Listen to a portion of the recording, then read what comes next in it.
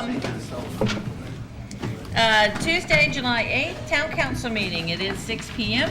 and we're ready to get started. I would like to ask Reverend Dewey to lead us in prayer, and Mr. Glasson, if you will follow him with the Pledge of Allegiance. Thank you, ma'am. Let us pray. Heavenly Father, we thank you for being able to come into this meeting this evening, and just thank you for our elected officials, and just ask your special blessing on them tonight and all that come before the council, and just ask your special blessing on our town as we continue to look for the future. In your holy and blessed name we pray. Amen. Amen. Please face the flag. I pledge Allegiance to the flag of the United States of America and to the republic for which it stands, one nation, under God, indivisible, with liberty and justice for all.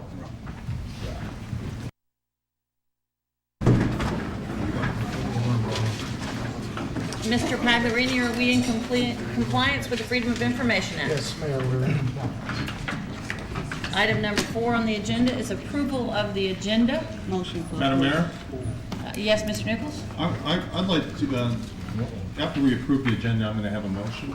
Thank you. I have a motion. Do I have a second? Second. I have a motion and a second to approve the agenda. Mr. Nichols? Yes, I'd like to make a motion to amend the agenda to bring item 11A4,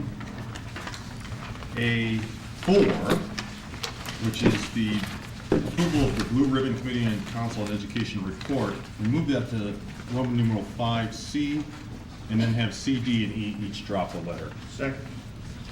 Thank you very much. I have a motion and a second to move it to 5C, before 5C. It would become 5C, C would become D, D, E, E, F, I think. But Thank you. We have a motion second. All in favor? Aye. And the ayes carry. Motion to approve the amended agenda. Second. We have a motion to approve the amended agenda and a second. All in favor? Aye. And the ayes carry. We have 2 public hearings tonight. Ms. Farrell? Good evening. Good evening. The first public hearing we have is a request to amend the comprehensive plan future land use map. This is to change the land use designation on a parcel of land from commercial to medium density. This is an 11.79 acre parcel of land located on Lawn Tree Drive near Long Point in 526. We have advertised this public hearing. I will note that this afternoon we received an email from the developer of this particular project associated with this comprehensive plan amendment request, and he has withdrawn both his comprehensive plan amendment request as well as his zoning request, which appear later on your agenda, planning new business items 2 and 3. Thank you, Ms. Farrell. I believe we have some people signed up on this item to speak. We do, Mayor. Evie Evans, If he's withdrawn the request, I don't think so. Thank you, sir. Donna Hollers, Thank you, I agree with Edie, I don't need to speak. Thank you. Mitch Witherspoon. I also do not need to speak, thank you. Anyone else here to speak on this issue tonight? Thank you very much. Moving on to the second public hearing. This public hearing is closed. The second public hearing that we have this evening is for an amendment to the Chapter 155, the Land Development Regulations, in particular sections 155029 and 048. This is to provide consistency with the proposed revisions to Chapter 156, the zoning code, and to amend Land Development Regulations Section 155047 by adding new provisions pertaining to an increased lot width to depth ratio for lots located in R4 medium density residential district, and an exemption for lot width to depth ratio for lots located in the TH townhouse district. Thank you very much. Is there anyone here to speak on this issue tonight at this public hearing? Thank you. This public hearing is closed. We have amended the agenda. The next on our agenda, I will turn it over to Mr. Paul Garch for the Blue Ribbon Committee on Thank you, Madam Education. Mayor. And the Madam Mayor requested I come over here and have a good council member, so I'll do that. Thank you, Paul. Good evening to all you wonderful citizens, mayor and council. Great to see all y'all. If you weren't in our committee report for BRC, back in April, and by the way, let me stop for a minute. our committee, Mr. Chris Nichols, Thomasine Stokes Marshall, non-voting members with a tremendous amount of information, Kate Darby, I know you're out here somewhere, and Rebecca Emhoff. Thank you, ladies, so much. You've been a part of our other two Blue Ribbon committees. Thank you again for continuing to volunteer to make a difference in education here in Mount Pleasant. So, folks, we even have a nice PowerPoint y'all can follow along tonight for our Blue Ribbon Committee of Council on Education. And we have a unanimous motion that came from the committee that will go before our council tonight. And hopefully, we'll have that same unanimous vote, which we can then begin to sit down and discuss things with the Charles County School District as they prepare for a new referendum in November. The committee recap, as you can see, it was appointed by the mayor at the urging of a nice council member, myself, on April 1st. The purpose was to review and evaluate capital programmatic needs of all Mount Pleasant schools and to make recommendations to the full Mount Pleasant Town Council in this regard. The committee met 3 times to review information and make recommendations. They voted unanimously, as I said. Research and review process. To achieve their mission, the committee reviewed the following information: CCSD Phase 4 Capital Programs Master Plan for District 2, which was a draft, Mount Pleasant growth projections and demographics, and 2015 CCSD rezoning information. Key findings: as of 2015 school year, 5 Mount Pleasant schools are all projected to have enrollment over 100% of the building program capacity. 3 more schools are all projected to have enrollment of 90 to 100% of the building program capacity. Nearly 5,000 units within major new residential developments alone have already been approved in various areas around our town. As the school district was working on how to get ready for the referendum, they looked at 2 phases, a 6-year and a 9-year phase. We like the approach of the 6-year program, and our committee felt like the #1 priority is a new school in Carolina Park, a new elementary school. How is that going to look? It's going to site adapt to the school that's being built right now for Jenny Moore on Hamlin Road, a brand new school, which will hold up to 900 students with a 1,200 student core. Secondly, and right at the same time, a new high school, 1,500 to 2,000 students to be built at the existing old Wando site. Now, I want to stop for a minute. We're in a big county, and everybody has needs. And I'm not going to get out of sync here, but those first 2 schools I just mentioned, the school district owns both those pieces of property right now. They don't have to acquire them. Carolina Park Elementary School and the old Wando site are both owned. When you go to build a second high school, you need to tear down that school and tear down the existing stadium, which frankly needs to go. But I'm not going to get into the semantics of all that tonight and why it needs to go, but the reasons to make a stadium, to make a new high school fit there, the stadium needs to come down, so therefore now you have 2 high schools and you don't have a stadium for either one. That leads us to the third item in our top 3, and that's the stadium. We've said build a new regional stadium to allow the district to build a new high school at the Wando Stadium. Projects 2 and 3 are recommended to be funded, constructed simultaneously. A little bit more about the stadium. Based on input from the community, the committee requests that the district consider alternate locations.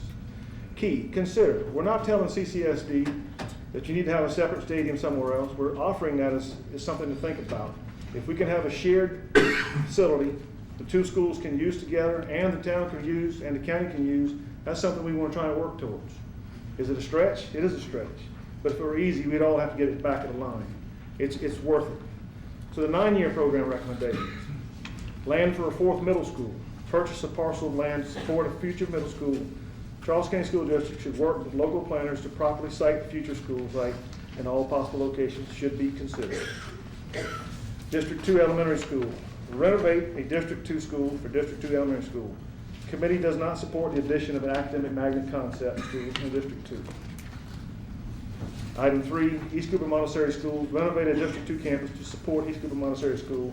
And I can tell you that those folks are doing a jam-up job with that school, and they have been meeting with CCSD several times, and I believe they're zeroing in on the old white sides. That leads us to the capital maintenance projects. Recommended locations: Pinckney Elementary, Carrier Middle, Wando High School, Bell Hall Elementary, J.B. Edwards Elementary School, and Old Whiteside School. The other recommendations that we're tying into this: have a Mount Pleasant Choice Options pamphlet. To get into that a little bit, it simply says that citizens have a choice to be able to send their child to any school they want to within District 2. Extension of the Mount Pleasant TIP. So tax increment financing is something we're exploring now. It's a great possibility to help build a stadium. Additional property in Carolina Park for a school is thoughts in consideration of regular rezoning. The rezoning comes underneath our constituent school board and not the school board. They've been presently working on that, and we've all been behind the 8 ball by redistricting, and it needs to happen. But once it happens, it's something that needs to happen every 2 or 3 years. That way, people get used to it. I want to stop here for a minute, and I could have said this at the beginning. Paul, you're on town council. Everybody here, the mayor and town council, y'all serve the town. What are you doing in the school business? Well, we're not in the school business, but our good friend here tonight, Mr. Bill Lewis, is here, and he has been a capital improvements guy, capital improvement projects with CCSD since 2000. And right before Bill came on, this town made a commitment to partner with CCSD on several projects. And we were out front on several schools, on shared entrances, shared uses, shared recreation facilities, and we built a tremendous relationship for that. We all know that schools are one of the top reasons people come to this town. It's because of our students, our parents, the teachers, and the principals. This is a community-backed deal. So we hear a lot, I hear a lot. Sure, I'm married to a school teacher, so I get it front and center, but that's okay. We hear it all the time about schools. They're overcrowded, we need to help them catch up. So I wanted to give you that in a nutshell and tell you that we have a motion to take this to our full council, and that motion is to approve, as I presented to you tonight, the 6-year plan and the 9-year plan that contains the Carolina Park, the second high school, the stadium, and then the other schools in the land after that. That I present to you in the form of a motion. We have a motion and a second. Any discussion? Well, yeah. I'm gonna come sit down. Okay, you do that, Paul. Thanks, Paul. Mayor and Chairman Garrett, first of all, what a pleasure it was to work on this committee. We moved quickly over a 3.5 month period of time. It's my 3rd time serving on a Blue Ribbon Mount Pleasant School Committee. And each time, particularly, there's been a real necessity, in my view, for us as the local government to sort of step in and analyze our own situation, and then to strongly encourage CCSD to take a look at what we zeroed in on sort of with a microscope over here. Early on, I said that I was going to be laser beam focused on bricks and mortar, and our committee was. And that's really what this report stands for, is we need bricks and mortar, we need some buildings up. And, you could take those first 2, and either one could be number 1 or 2. The stadium is nice, it comes along because we're gonna have 2 high schools. You're gonna have to have a place for our winning football team and other soccer team, lacrosse teams, and all the other teams to play. But this all ties in with what's gonna happen in November. And we should set this out pretty straight for the folks. It is important to understand that coming up in November, based on the legislature allowing localities to do this, the taxpayers in our county, taxpayers in Mount Pleasant, are going to have an opportunity to vote on the question of whether to extend a tax that's already in place. It's not a new tax, but it would be to extend a tax that's already in place. Funds from that tax would directly go, in my view, to the next building program. And that next building program, in my view, and hopefully in the council's view, must include those elements as a priority that Chairman Garrett just laid out for all of us. Otherwise, well, I'll just leave it at that. I think it just has to include those elements.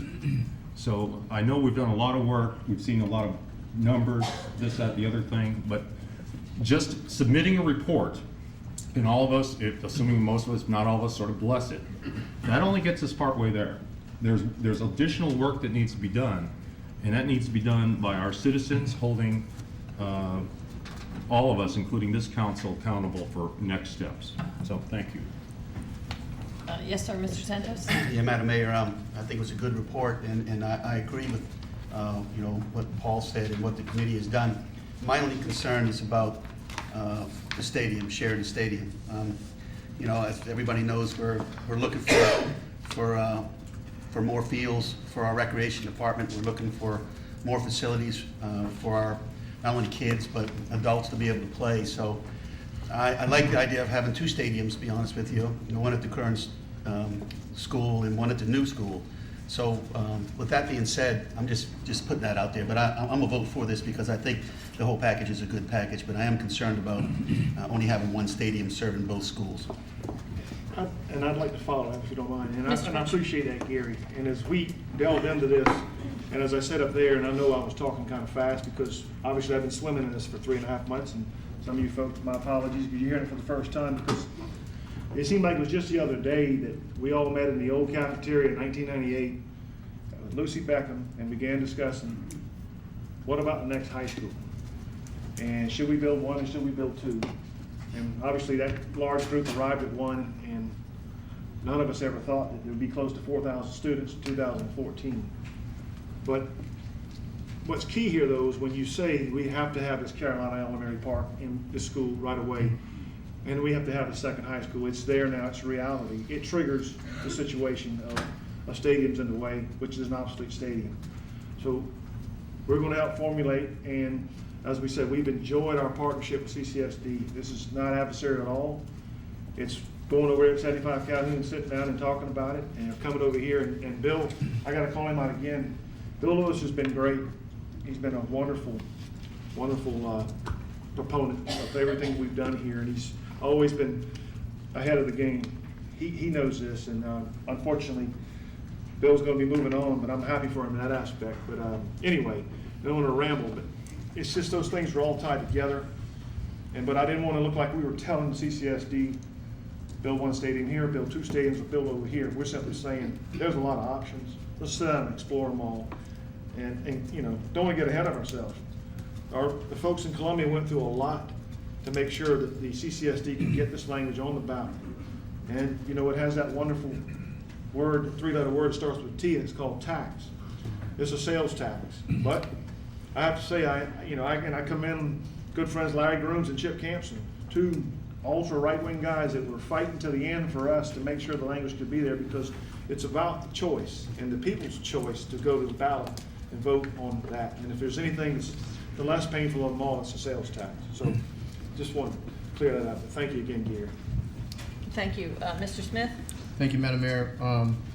Again, a huge thank you and a shout out to you, Mayor, for recognizing the importance of this issue and allowing that Blue Ribbon Committee to be formed. Paul, outstanding job leading that committee, and all of the committee members. Thank you all so very much. Several of us, not myself included, on the campaign trail, Mayor, not long ago, talked about the overcrowding issues. As you know, I have 3 sons, 2 are at Wando High School, 1 at Cario. Due to that overcrowding issue, one of those sons goes to lunch shortly after 10 a.m. because they got to get so many kids through that lunch system. So it's a significant issue. It came up a lot when all of us were on the campaign trail. We heard it. And I guess I'm excited about the collaborative efforts that I hear that is the intent that we're speaking about here. I'm excited about supporting this. I'll be voting in favor of this also. But I'm most excited about us working together from the town of Mount Pleasant, working with the school district, very closely with our citizens of the community. Thank you very much. Ms. Stokes Marshall? Yes, thank you, Madam Mayor.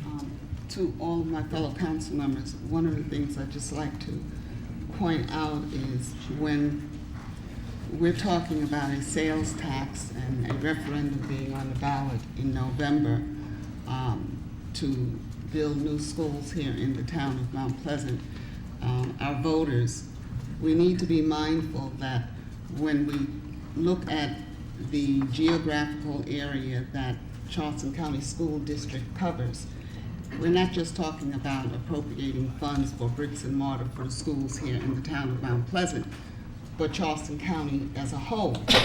And it's going to be crucial that the voters here in the town of Mount Pleasant, number one, understand the language that's on the ballot, and in making their decision as to whether or not they're going to support this. And it's about competition, you know, which schools in the district will be appropriated the funds to build new structures, whether it's the high school, middle schools, or the stadium. I believe it was in early 2000 when there was a referendum on the ballot, and the first time around it failed. And it failed because Mount Pleasant residents did not feel that we were getting our fair share of the pie.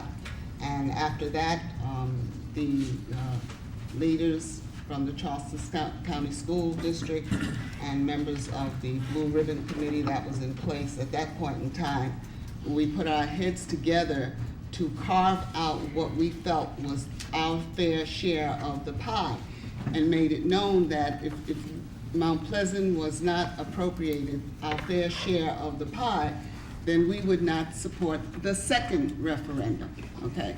So I think that was understood by all, and when the second referendum came around, the agreement that we had reached, it was an agreement that was supported by all, and our voters understood that. And when we went to the poll the second time, to vote, the referendum did pass. So I just wanted to put that out so that our citizens, our voters are aware of that and are mindful of that as we go to the polls. Thank you. Thank you. We have had a motion and a second and lots of discussion. Welcome, Dr. McGinley. We've been talking about the new schools in Charleston County. Nice to have you here, particularly the ones in Mount Pleasant. So we have a motion and a second on the floor. Any more discussion? All in favor? Aye. Opposed? And the ayes carry unanimously. Thank you very much for your hard work, all the committee members. Thank you, ma'am. Mayor Page, council members, will you join me out front, please?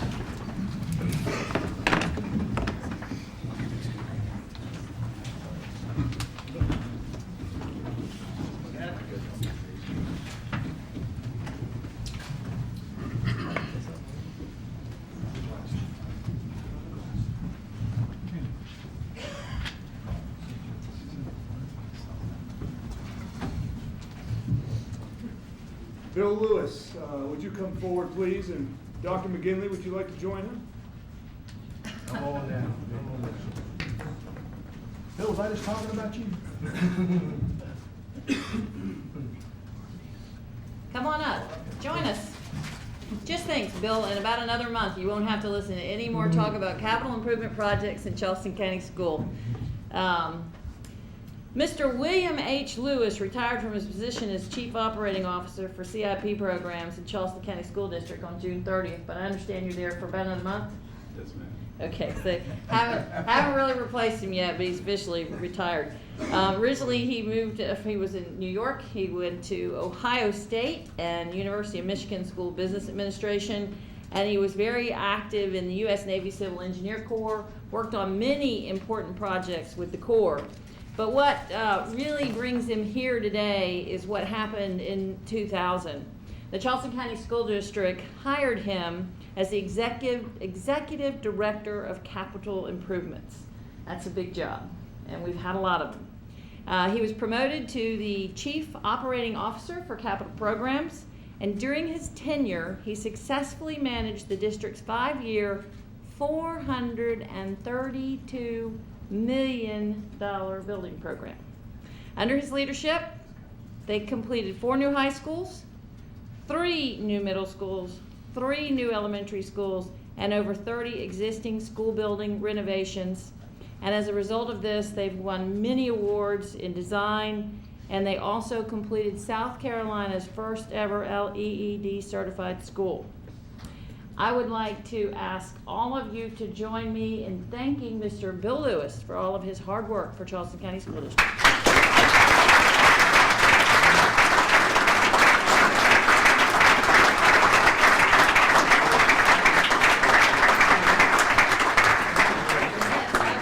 We have a small token, and this is a barbecue grilling kit because we thought maybe soon you'll have time to actually get out and do some barbecue.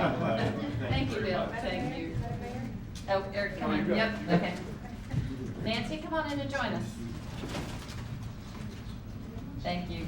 You're welcome. Thanks for coming. Sorry you had to visit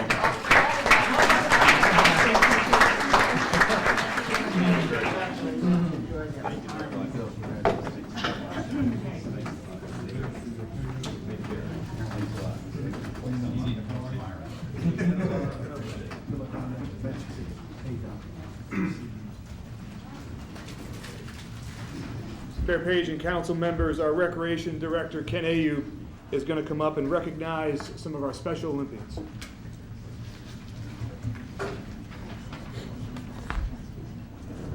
Thank you, Eric, and thank you, members of council.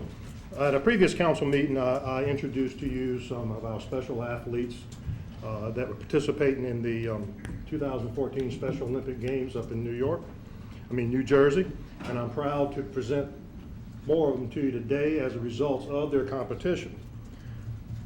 We had a total of 4 gold medals won, 2 silver, actually 3 silver and 2 bronze. And if Tate can come up, Anna Stone Feist, Daniel Brown, and Kylie McFarland, would y'all please come up? Nice job.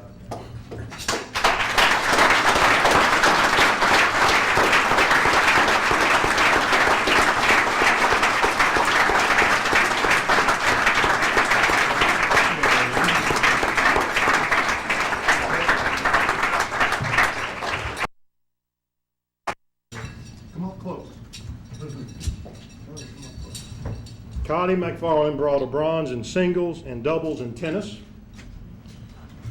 Anna and Daniel were members of the silver winning basketball team that they had joined as part of an invitation from the Dorchester Dragons national team. And Tate had 1 silver in the relay, but 3 golds. 100-meter individual.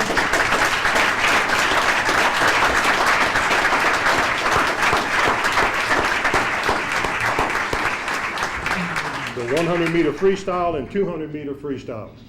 And Elizabeth Carpenter, who could not be with us today, had a gold in the 500 backstroke, in the 50 backstroke and the 50 free swim. She had a silver. So as you see, the results were very well.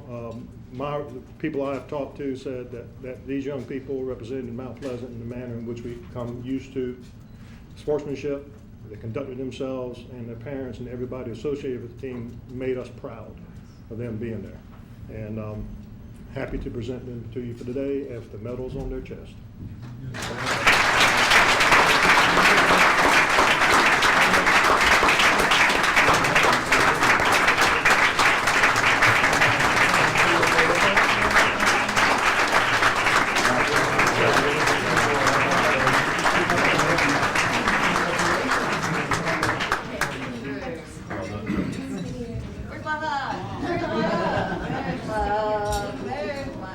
Ladies and gentlemen, we would like to recognize someone else associated with this very important endeavor, and I've asked Chief Ritchie to take care of that for us from his side.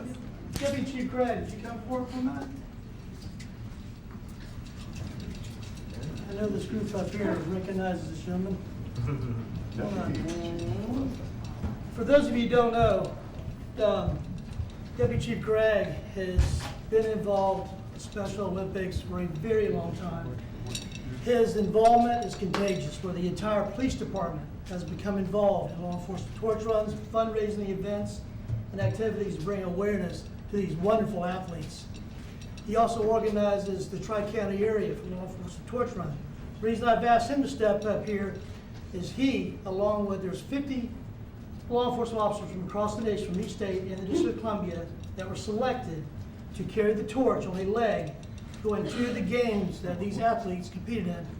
Deputy Chief Gregg was selected from the state of South Carolina to represent our state, our department, and these fine athletes in that leg, and I appreciate everything you do.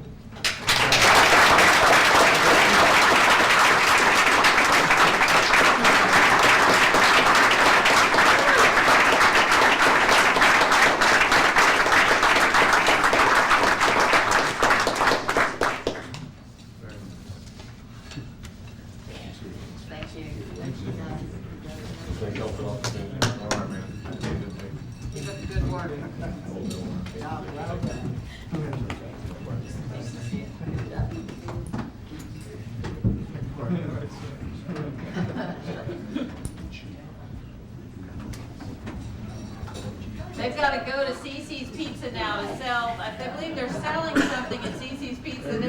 This month, July, CC's Pizza will be selling icons. July 31st, we'll be covering a cruiser with icons. Tonight, from 5 to 7, they're having Meet the Athletes at CC's Pizza. Right, so they're going on to CC's Pizza.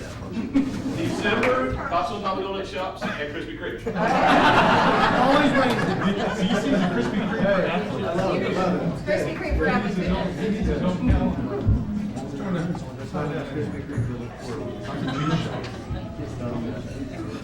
Mayor Page, council members, ladies and gentlemen, we put on many special events throughout the year, most notably the Blessing of the Fleet. Nicole Harvey, who many of you know, and some may have not been introduced to Nicole yet. She's our special events planner who is responsible for all these events, the Christmas parade and Children's Day, among many, many other things.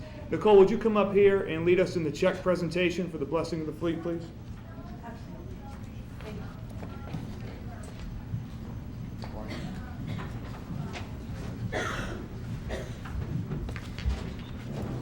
I would like to call a couple of people up to the stage to join me in this presentation.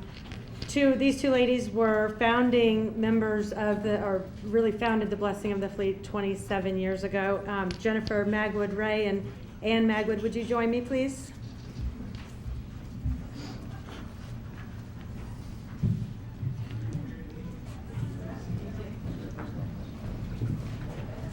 I believe Ann wanted to just say a couple words about the festival.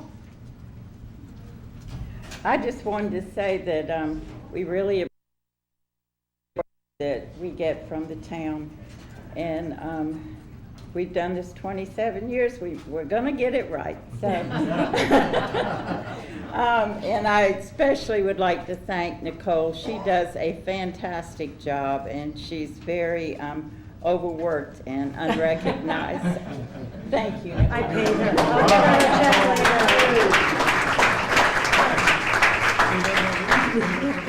later. I just gave her a little bit. I would like to call now, we are very, the town of Mount Pleasant is proud, and these ladies are very proud to present the proceeds from the 27th Annual Blessing of the Fleet and Seafood Festival to the Charleston Port and Seafarer Society and East Cooper Meals on Wheels.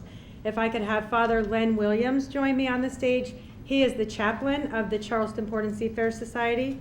Based at the SPA terminal in Mount Pleasant, the Charleston Port and Seafarer Society is a 501c3 nonprofit that welcomes and serves the needs of the 65,000 seafarers who arrive on hundreds of vessels to the Charleston Port each year.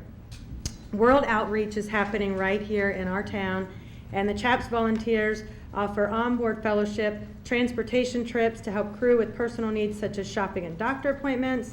These crew members come from a diverse background, all nationalities and cultures. Many are lonely. They spend up to a year away from their families and their homes, and these volunteers just do a phenomenal job welcoming them to our town and showing them that we are a great place to port. Charleston Port and Seafarer Society also has a long history of supporting the Blessing of the Fleet. Father Len, we owe a special thanks to, because he has been our minister for more than a decade. And he blesses our boats for a bountiful season, and we appreciate him so much for that. I would also like to call up to the stage George Roberts. He is president and CEO of East Cooper Meals on Wheels. East Cooper Meals on Wheels is also right here in Mount Pleasant, a community-based 501c3 nonprofit that has been recognized nationally for its innovation, integrity, entrepreneurship when it comes to addressing senior hunger right here in our own backyard. Its volunteers deliver daily nutrition to residents in our area who are homebound or unable to provide their own meals. They also advocate on behalf of recipients whose needs exceed the scope of its program.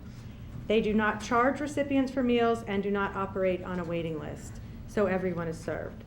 Just a little bit of history. 1985, the organization was incorporated by a small group of volunteers from St. Andrew's Church who were serving daily meals to 8 individuals. The end of that first year, nearly 5,000 meals were served. Today, this year, they will serve more than 137,000 meals to people right here, our moms and dads and people who can't provide their own meals. So I just want to say I am so proud to have both of these organizations here serving our town and our citizens. And we are very happy to present them with these 2 checks for $5,200.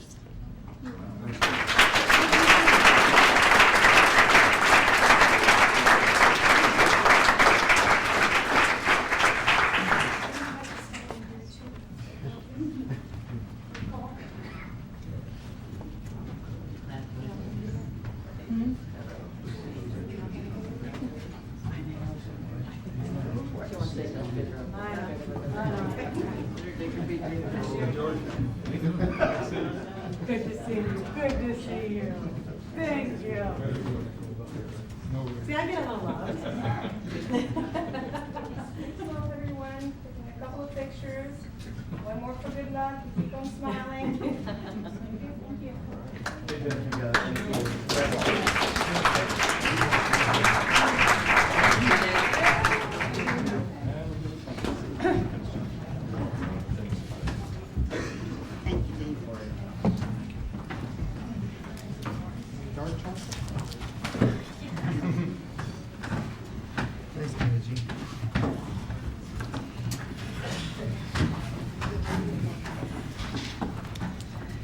Item number 6 on the agenda is the approval of the minutes from the June 10th, 2014 Town Council meeting and the June 2014 financial statement. Second. I have a motion and a second. Any discussion? All in favor? Aye. Aye, and the ayes have it. Next is correspondence and public statements, and I believe we have some people signed up to address the council. And I would remind you to please step to the podium, state your name and address, and you have 2 minutes for the record. Thank you, Mayor. Glenn Cowden. Hi, Glenn. Glenn Cowden, 737 Bloomfield. I came here with a different heart today. I shot a video out of Mount Pleasant Waste Treatment Plant. What an amazing facility. It wasn't always fun to shoot, and I'll not share the videos, but the people there are amazing. And another thing that's amazing is Mount Pleasant, and I address y'all. I love Mount Pleasant. The public safety, the fire, the police, the sanitation. It's wonderful. They did such a great job. And to get better, they need revenue. To get revenue, they need to develop. I'm all for that. I'm a capitalist. I love development. I just don't want it done on Coleman Boulevard. I don't want it done at Shem Creek. I want to protect Old Mount Pleasant. Simple. Build north, build where it's proper. Just don't do it anywhere on Shem Creek. That's all I have to say. Thank you, Glenn.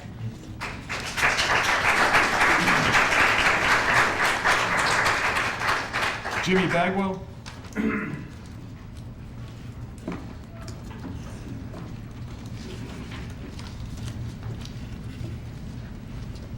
Jimmy Bagwell, 207 William Street. And I know I've been up here a lot lately, but I'll tell you the truth, the reason I'm back is because I'm here to speak about Shem Creek Parking Garage. And the reason I'm here is because I've heard from so many people, Mrs. Mayor and council members, that are opposed to this project. They just think it'll be the ruination of Shem Creek. It will hasten the ruination of Shem Creek. And we feel like that there is still time for council to take a hard look at this project. We know that there has been one plan introduced to the town for this project, and it was sent back. So we know it's still under review. And I speak for hundreds of, maybe thousands of people, 2,000 or 3,000 people that signed a petition. We recently had some bumper stickers printed up that said, "Save Shem Creek." We had 1,000 printed in the first printing, and within 3 days, most of those were gone. We are having another 1,000 printed up. We cannot print them fast enough. People want them. We put them in mailboxes. We put them in office buildings. People come by and get them, and they're putting them on their cars. And the reason is because they simply think this is a terrible project, and I do too. So we're asking you to take a hard look at that. I'm like Glenn. I'm a capitalist. I'm a businessman. I have an office on Coleman Boulevard. I believe in the free enterprise system. But I also believe that we have to protect the character of our town. We have to protect what made this town such a great place to live. And I think that you council members understand that. And all we're asking is for you to take a hard look at not only that project, but the zoning that we have in place on Shem Creek, on Coleman Boulevard today. I, like Glenn, feel that that's not the place for 75-foot buildings. I think we don't want to create a canyon on Coleman Boulevard. We want to preserve the character of this coastal village for as long as we possibly can. We want to preserve it for ourselves, for our children and our grandchildren, and we're asking y'all to help us. Thank you very much.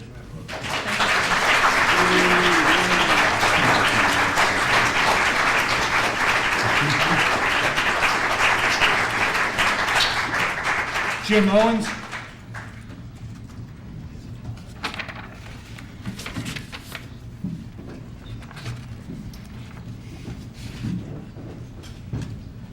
Mayor Page, members of council, my name is Jim Owens. I live at 1197 Island View Drive. I'm here again to discuss the proposed parking garage on the corner of Mill and Coleman Boulevard. As you know, this project's had a preliminary review. However, the comments didn't appear to address the parking agreement issues. Therefore, I believe the public would appreciate a better understanding and information on the following items. The amount of public input for a project garnering the use of public funds and the details related to the approved project. The total number of parking spaces in the garage, which are being added to the free surface parking currently being used based on the current design.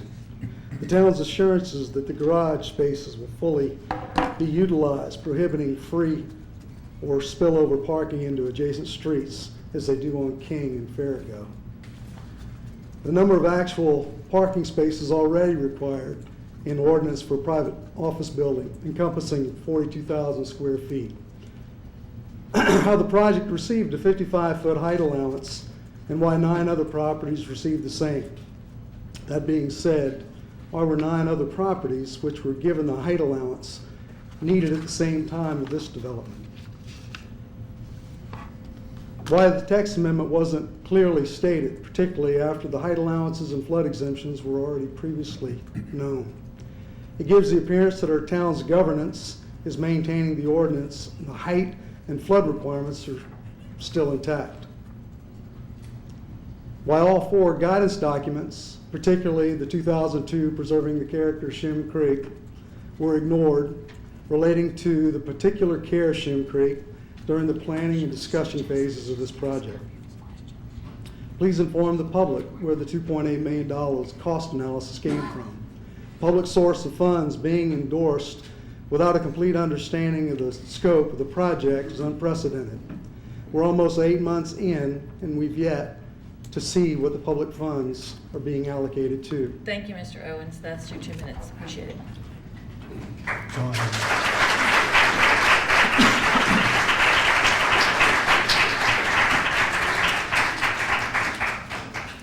Moving into planning, Ms. Farrell?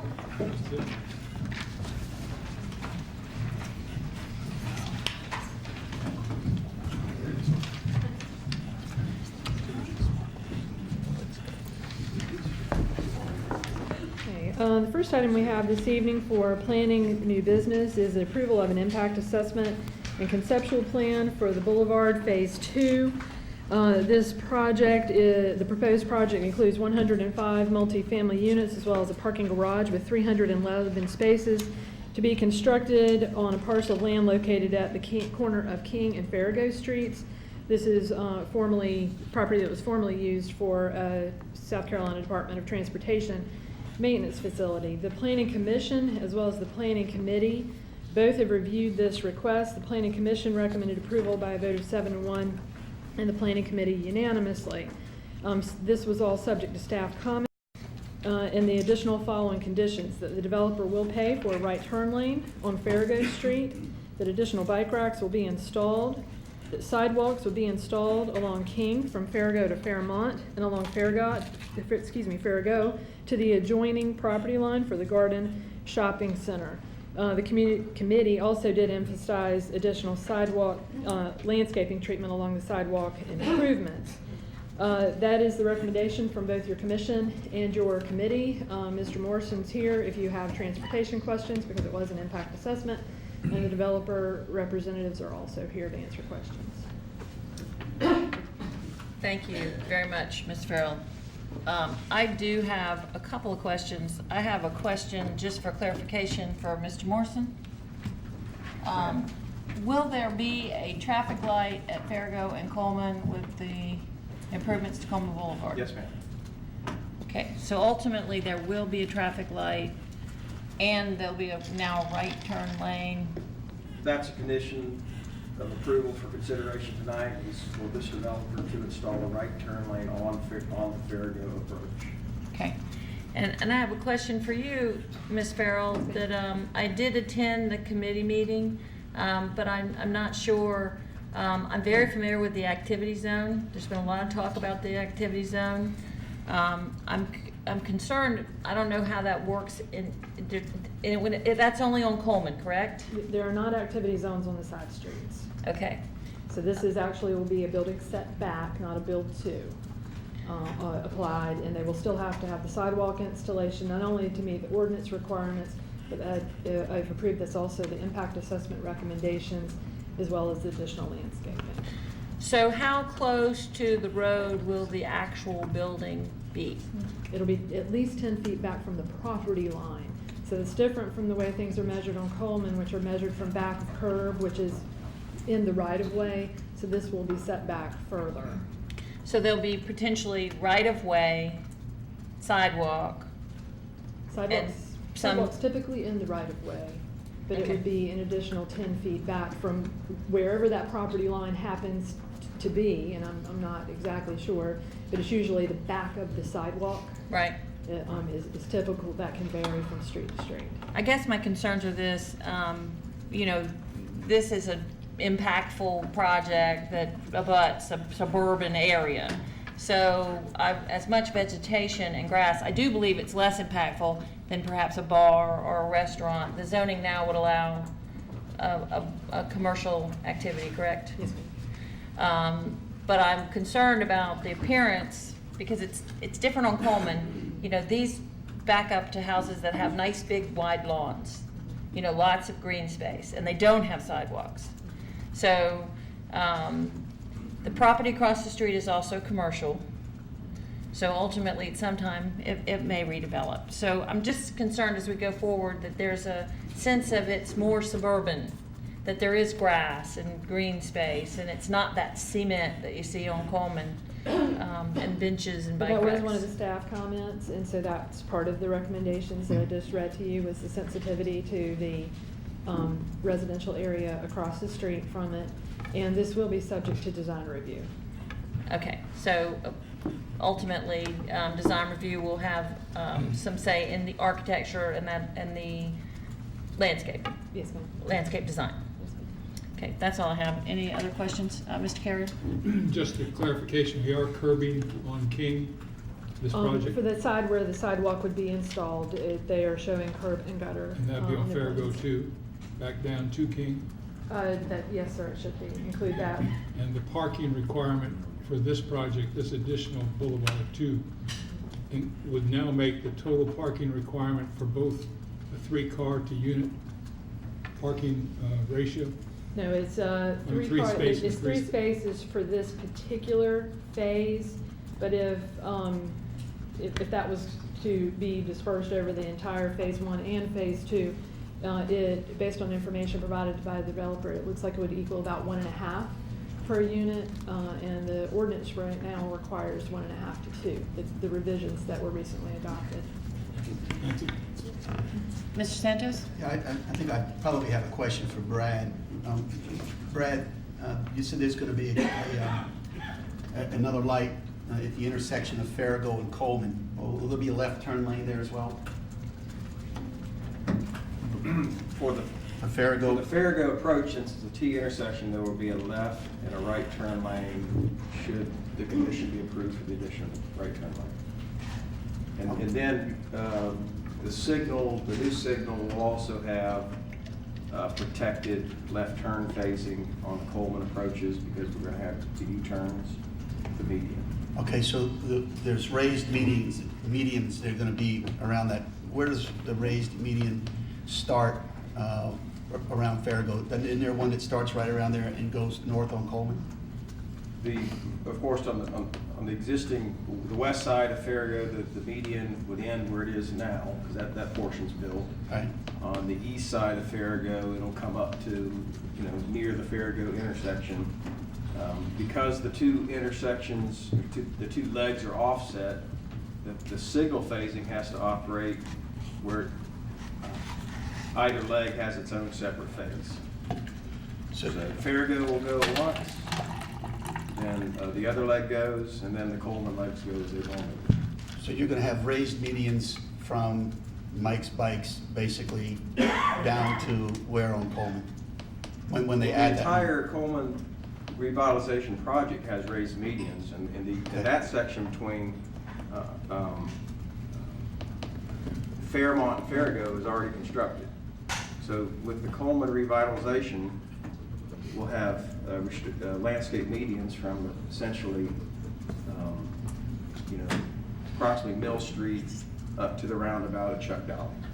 So raised medians, those are traffic calming devices, right? Considered traffic calming devices? Well, I wouldn't consider them a traffic calming device. They have a calming effect. Okay. I guess my concern is the fact that we'll be putting a lot more cars on the road right there and adding more traffic calming devices or effects. And I just see it back in Coleman Boulevard up a lot worse than what it is right now. Just making a comment, Mayor. Thank you. Christine, you put the other drawing back up? Thank you. Where's the, show me where the stormwater retention is for this new project, new phase? Stormwater retention is down. Stormwater retention is down in here. They may be, are y'all doing any additional, I'm sorry, Jason, are y'all doing any additional underground or? Yes, it's gonna be all underground detention on the site. The location of it is actually under the parking garage right now. We're gonna have the parking garage with a valve system, foundation system, and we're working with the structural engineers as well as us. Well then, Christine, what is that area that you just circled? That's the existing. That's the existing for Yes, sir. phase So- one. So what Mr. Monday was speaking about is in this general area underground. Right, okay. Yes, sir, Mr. Nichols? Yeah, thank you, Mayor. And Christine, this is really maybe to some of my planning committee members, and I kind of look up.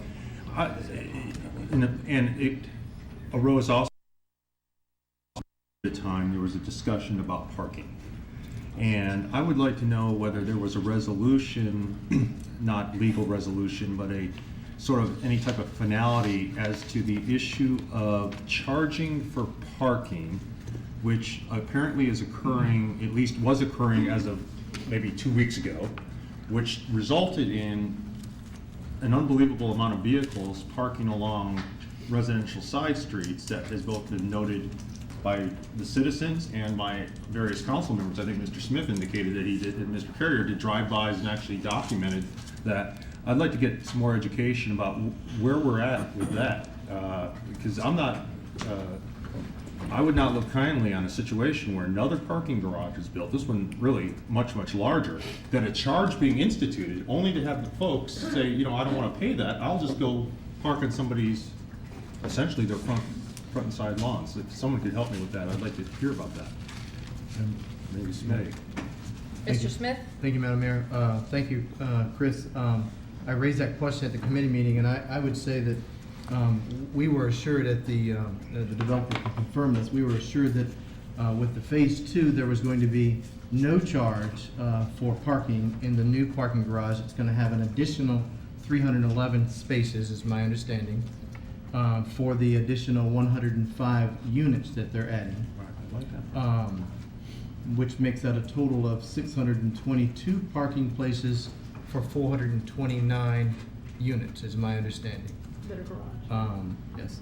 So, and the people who have contracts existing, those were going to be phased out and done away with. I had suggested that they relieve those folks of those contracts because I'm sure that they would be glad not to have to pay that $25 fee in a good faith effort. So while I'm not thrilled and excited about this project, I am thrilled and excited about the correcting a wrong, in my opinion, that was done to begin with allowing less than one parking space per unit that was built. It is a significant issue over there with parking. Cars are everywhere, and walking along the King Street, speaking with neighbors on a Sunday. I think Mr. Carrier did the same as you alluded to. It was and it is horrific as it is now. So doing nothing, in my opinion, as a member of the planning committee, I think is not a wise decision in the best interest for our town. So I did support this, and I plan to support this again based on those merits. And it's my understanding that there is no more paid per parking. And I appreciate that explanation. So assurances, I'm in the business of, you know what business I'm in. I love assurances, but I love things in writing even more so. Because assurance, President Reagan said, trust but verify. How do we have that ability as a council? Maybe, I don't know if I'm Mr. Cagliarini or others, but I'm sure that the prior councils that were around back when phase 1 was being done, it never dawned on them that there was going to be a charge to park in there that most folks would, or a lot of folks, not most, but a lot would suggest, would say to themselves, I could save X amount per month and just go around the corner. And also, it doesn't seem to comport with the spirit of requiring a certain amount of parking spaces for these kind of structures. So what is it that we could give some teeth to? I like assurances. Usually that's a good thing, but I like assurances that are a little bit more assured than just saying whatever I want to hear so that we vote. A little more binding, I hear you say? What is it that we have? Maybe there's nothing. There are some things, sir, that we should discuss, yes. All right. In another session? Yes, sir. Okay. I have a question along that lines, Ms. Farrell. Can we talk a little bit about timing of a project like this? If this project is approved, first reading, potentially, how long would this project take to build? They've indicated in their submittal approximately 2 years. They would still have to go through design review, as I've indicated, and then obviously through the building permit approval process as well. Okay, so here's the real problem is as this gets built, the last thing probably that they would do is put in the sidewalks and curb and gutter along King Street. Is that correct? Yes, ma'am. Is there any way for a municipality to keep someone from parking in a public right-of-way? There's not. The police department cannot knowingly issue a ticket if someone is legally parked. And if it's I'm not trying to put you on the spot. If it's Department of Transportation right-of-way, Right. then under the laws of South Carolina, a citizen has a right to park. So I think the challenge is, and what I would ask the developer to do, I think they have decided that they would rent some additional space behind GDC for parking, is that correct? They have indicated that they are coordinating on some temporary space. And Free of charge for the parking. free of charge for free parking for the current residents until all of this is resolved. Because the challenge obviously for us is, we want to protect the citizens. We want to get a good project that's the least impactful that we can have. And I'm sure Design Review and our great staff will do that. But again, back to assurances, I guess, I want to make sure as we move forward that they have a good neighbor relationship and that everyone understands that relief is going to be asked for. Well, with respect to the paying for parking, Mr. Nichols, we have had some additional dialogue with the developer, and we actually have a phone call planned for later this week to discuss the phase 1 and the charging for parking. I think that phase 2 is very clear that they are not going to charge for parking, and staff will be addressing phase 1 with the developer this week. I appreciate that. Thank you. Just stay on that. Mr. Garch? Madam Mayor, to follow your line of questioning about the timing, if this new project is approved, I'm confident in the language somewhere, and we'll make sure that the language is there, that there'll be no CO issued until the parking garage is completed and all the curb and gutter and sidewalks are all in, correct? Yes. So no one's gonna be moving in to this until all that's complete. Mr. Smith? Madam Mayor, I just want to be clear that I'm only in support of this project And I would change my vote, if I'm hearing correctly that there's a discussion, that there's even a remote possibility that paying for parking isn't going away. So if we need to revisit that and have something that is, as Councilman Nichols said, a little more assuring, then I want to pursue that before we call the vote, please. Not quite sure how we could accomplish that, Mr. Pagliarini, at this time. That's a game changer for me. Ms. Stokes Marshall? Okay, the developer is here. Spokesperson. Well, the question that everyone has obviously is whether or not there's any kind of guarantee in terms of this assurance that we're talking about, okay? Well, why not just put the question out there and ask and have it answered?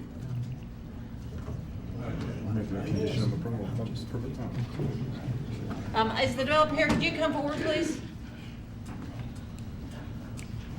Instead of going around in circles. If you'll state your name and address for the record. My name is Jason Monday with Seaman Whiteside, and I live at 972 Equestrian Drive. Thank you, Jason. So going back to the charging for parking issue, the developer, and I am the engineer, so I'm speaking on behalf of the developer, but the developer has indicated and assured me that they are not charging for parking. The issue that they're working out now is they have current tenants that have paid for parking.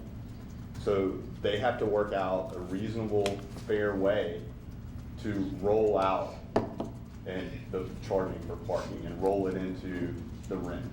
So those are the discussions we're gonna have on Thursday with Christie and the town staff. Madam Mayor? Yes. Order, please.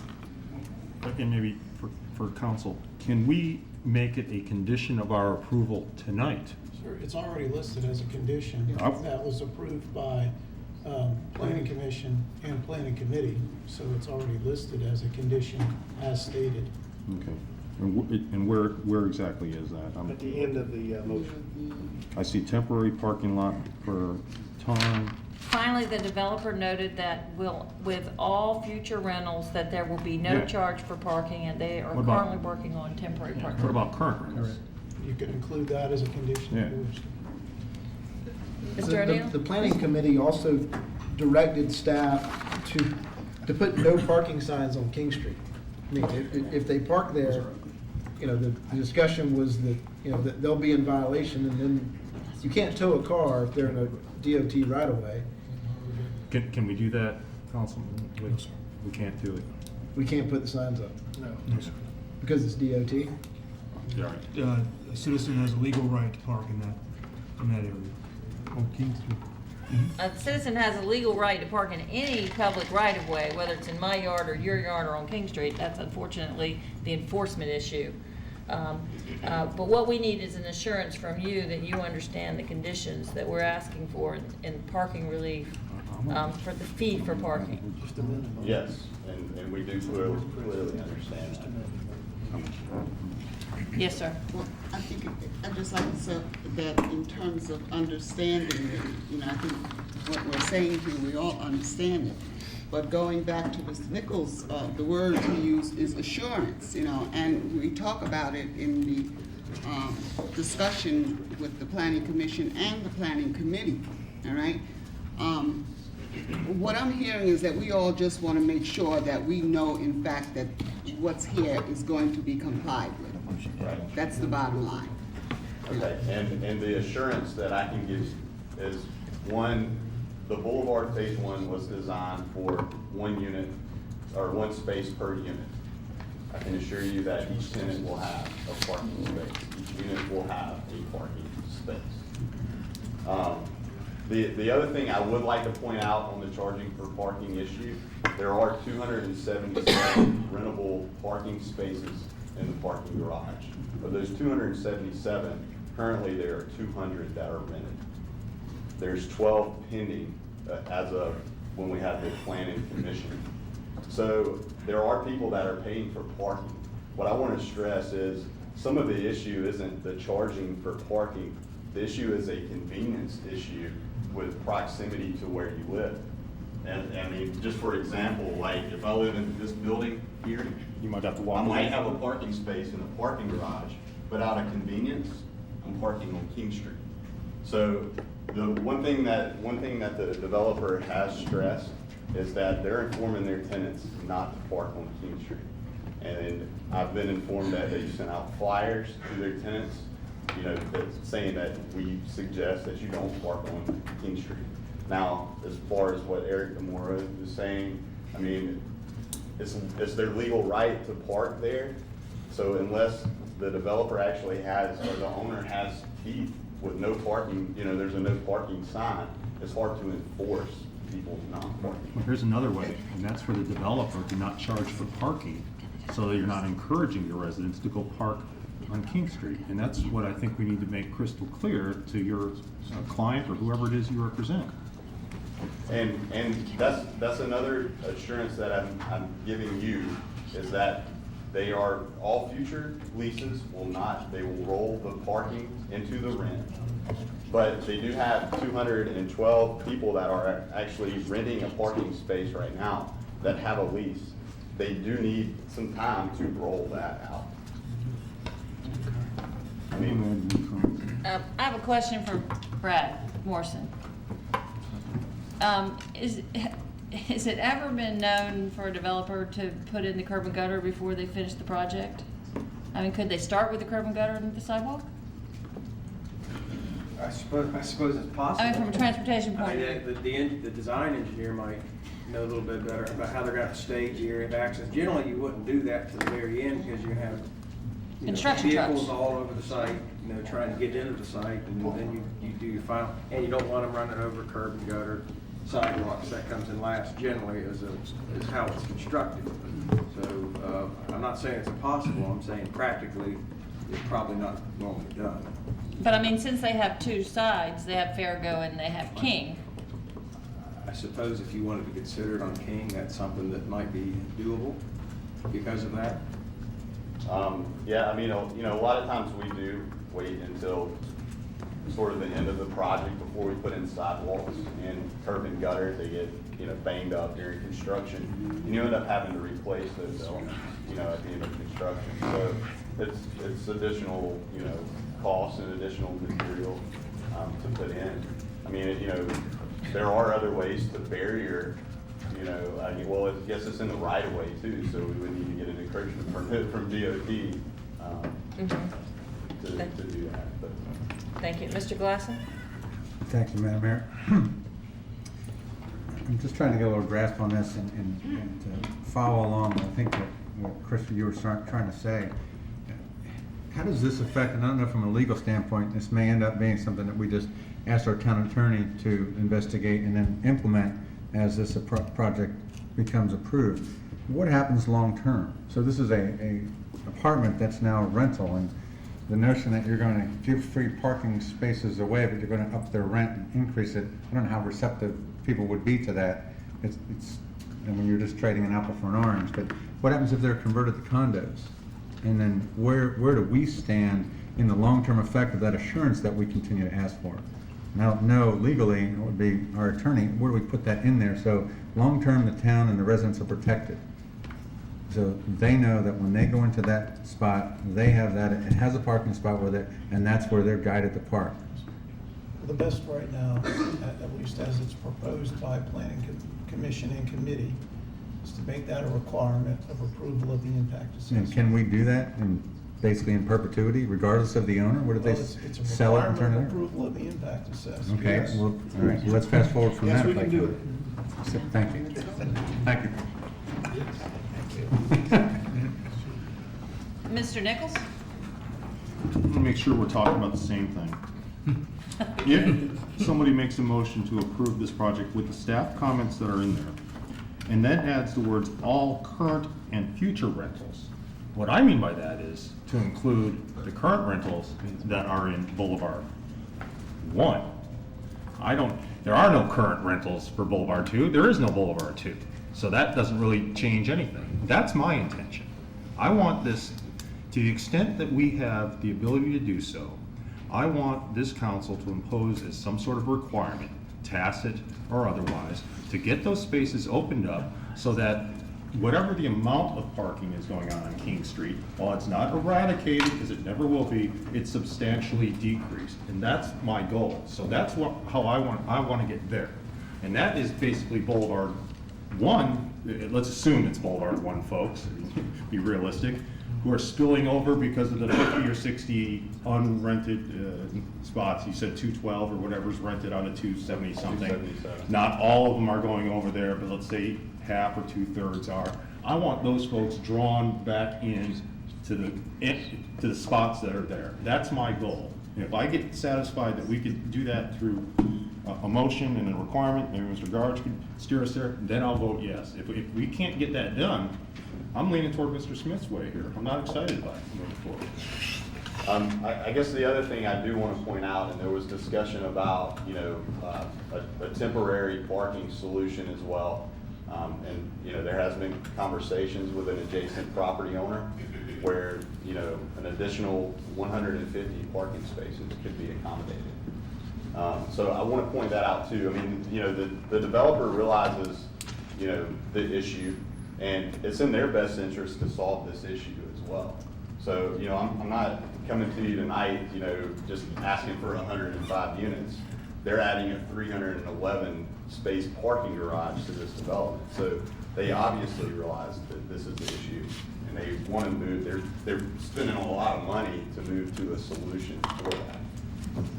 And so I think the answer to the long term of this as well is, once this is built long term, we're going to be able to accommodate, and we've broken this out per bedroom. There's going to be one parking space per bedroom, not just unit. So there's some units that are 2 and 3. There'll be one parking space per bedroom in this development. I just wanted to address that as well. Mr. Nichols? Mr. Nichols, also for the King Street relief, if we required King Street to be curb and guttered first, regardless of the cost to the developer, so they have to fix it later if it gets marred. You can't, even though it's public right-of-way, you're not going to pull up on a curbed right-of-way that has a sidewalk on it. And it's going to offer relief for the 2 years of construction for people to get out of the roadway. Mr. Smith? Just, can you confirm that I have accurate numbers here, that phase 1 and phase 2 combined will have a total number of units of 429?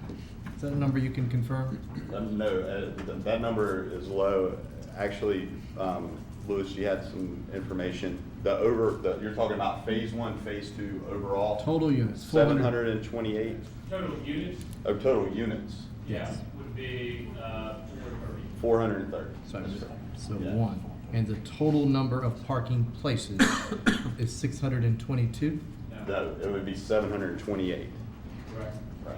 How many of those are in the garage and how many of those are on surface? There'll be 622 garage parking spaces. One thing you need to keep in mind too is that we have a commercial component with the Boulevard Phase 1. So the first floor of the garage, which represents, help me out, Louis, 40, how many spaces on the lower level of the garage?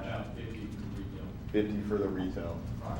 So, I mean, and that's important to them as well. They have, the restaurant space, some of they need to reserve that for those uses as well. So. Thank you. Mr. Garch? Yeah, thank you.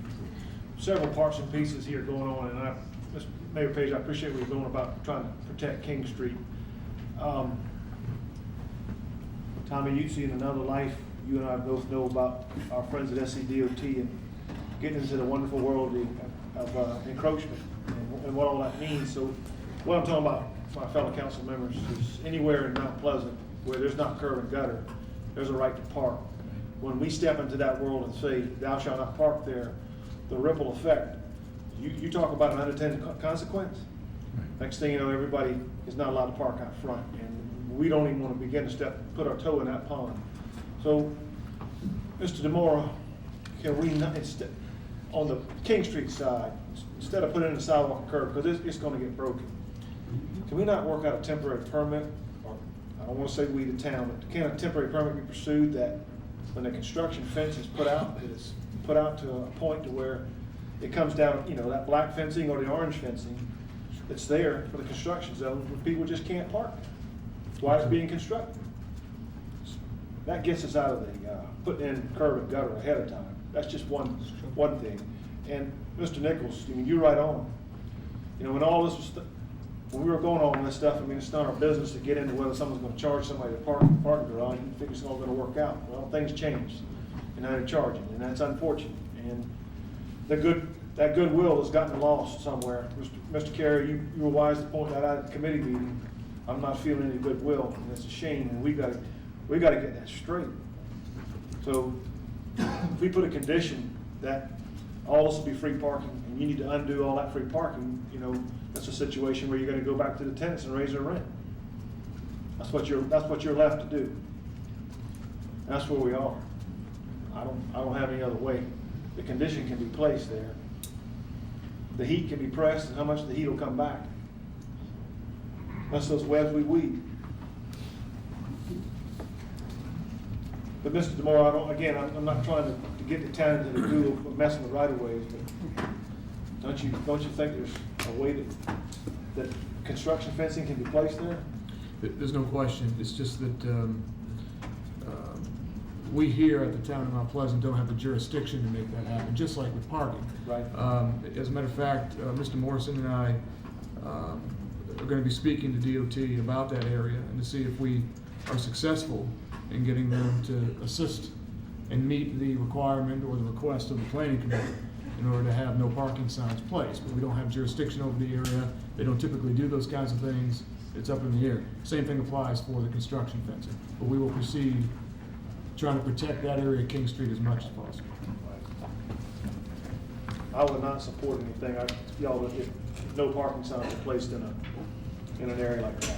I would not support that. That will cause, just make sure you're all thinking about that. So, Madam Mayor, maybe back full circle. I'm not that concerned that some curb and gutter couldn't be constructed early on, and then at the end of the project that you have to go back and maybe fix it right before the very end there. And that's a power that we do have, right, legally as a municipality, and we can affect, I think, a fairly positive outcome for those residents, particularly on King Street. It's unusual, but this is an unusual situation. And I bet if you live down there, you'd much rather have a curb and gutter than an orange construction fence for a year and a half. I know that would, that's just my view.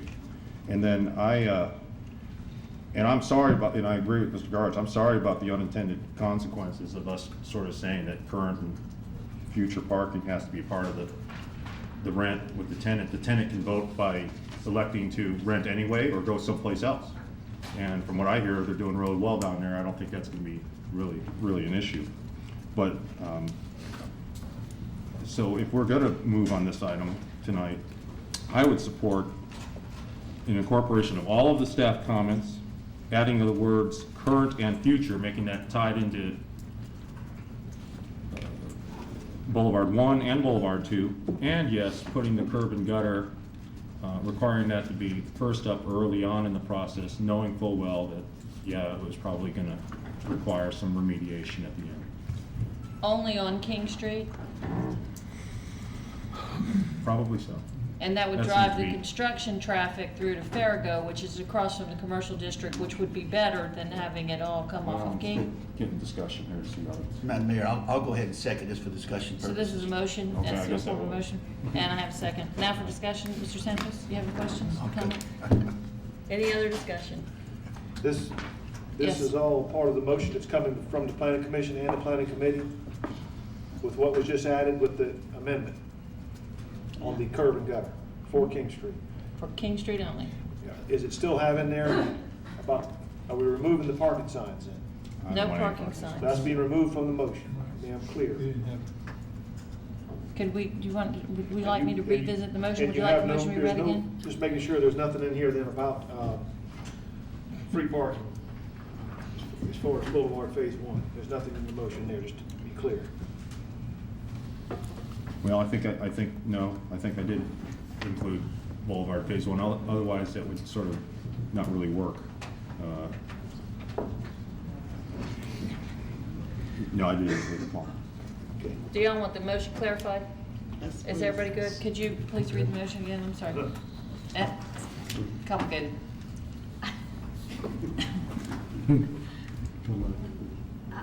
I could try.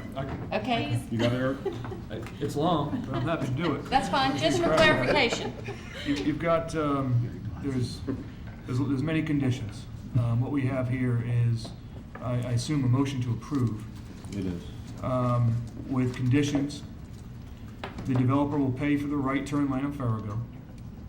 Additional bike racks to be included. Sidewalks installed on King from Fairmont to Farrago and along Farrago to the Garden Shopping Center.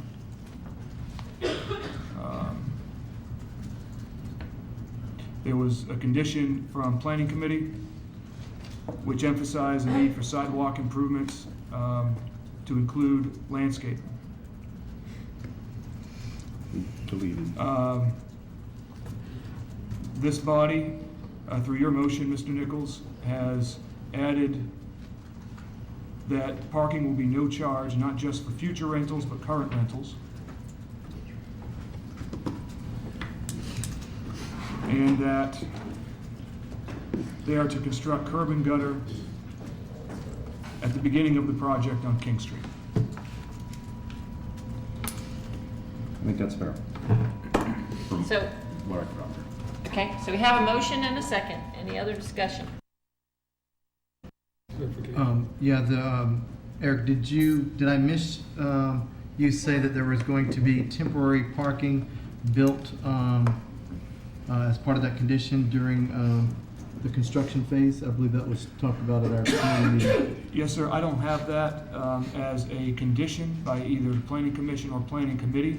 That I have as a note represented by the developer through his engineer or her engineer.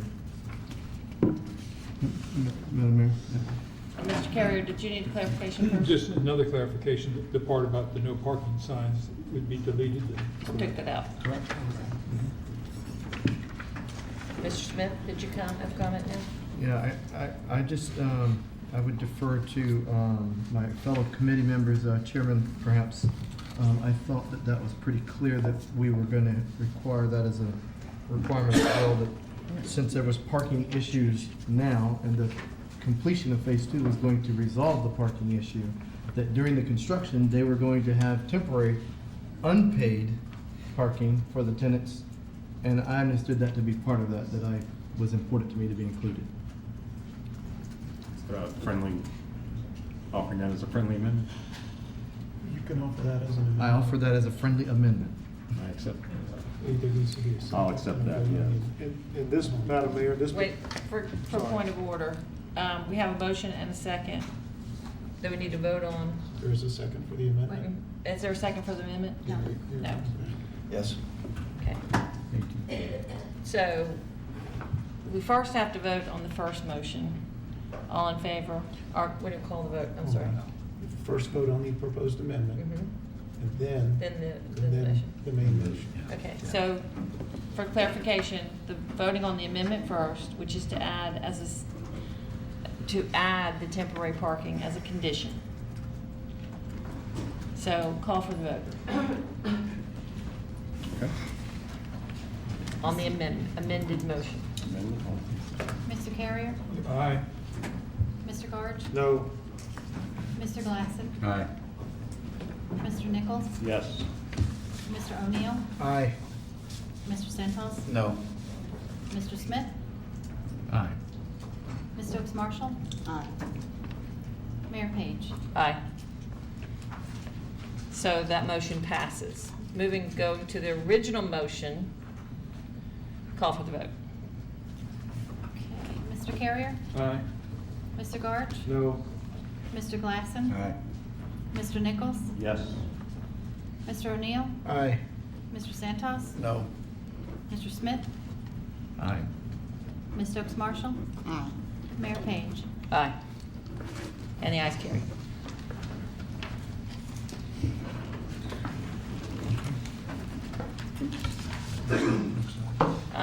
Moving along to the next item, it's the ordinance to amend the Town of Mount Pleasant Comprehensive Plan. Ms. Farrell? Yes, ma'am.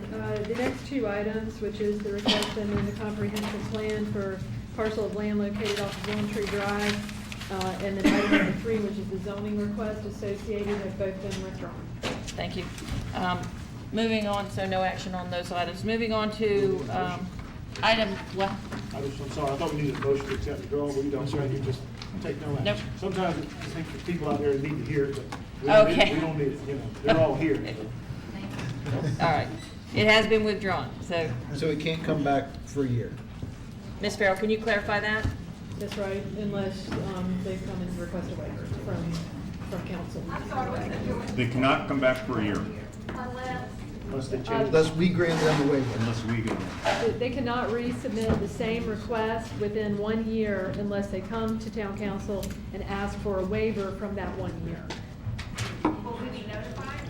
Take your neighbors out for a beer. Yeah. Yes, if they made another request, then the yellow signs would go back.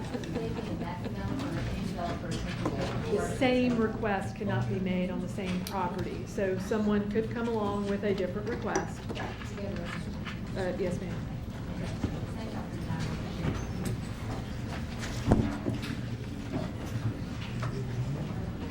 Item number 4 is the. Madam Mayor, could we just wait a minute? Oh, sure.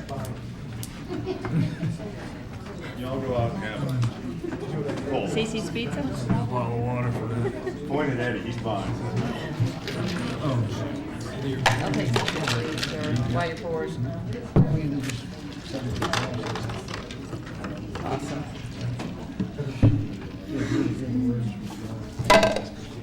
Developer never knew what hit him. More lightning up there in Chicago.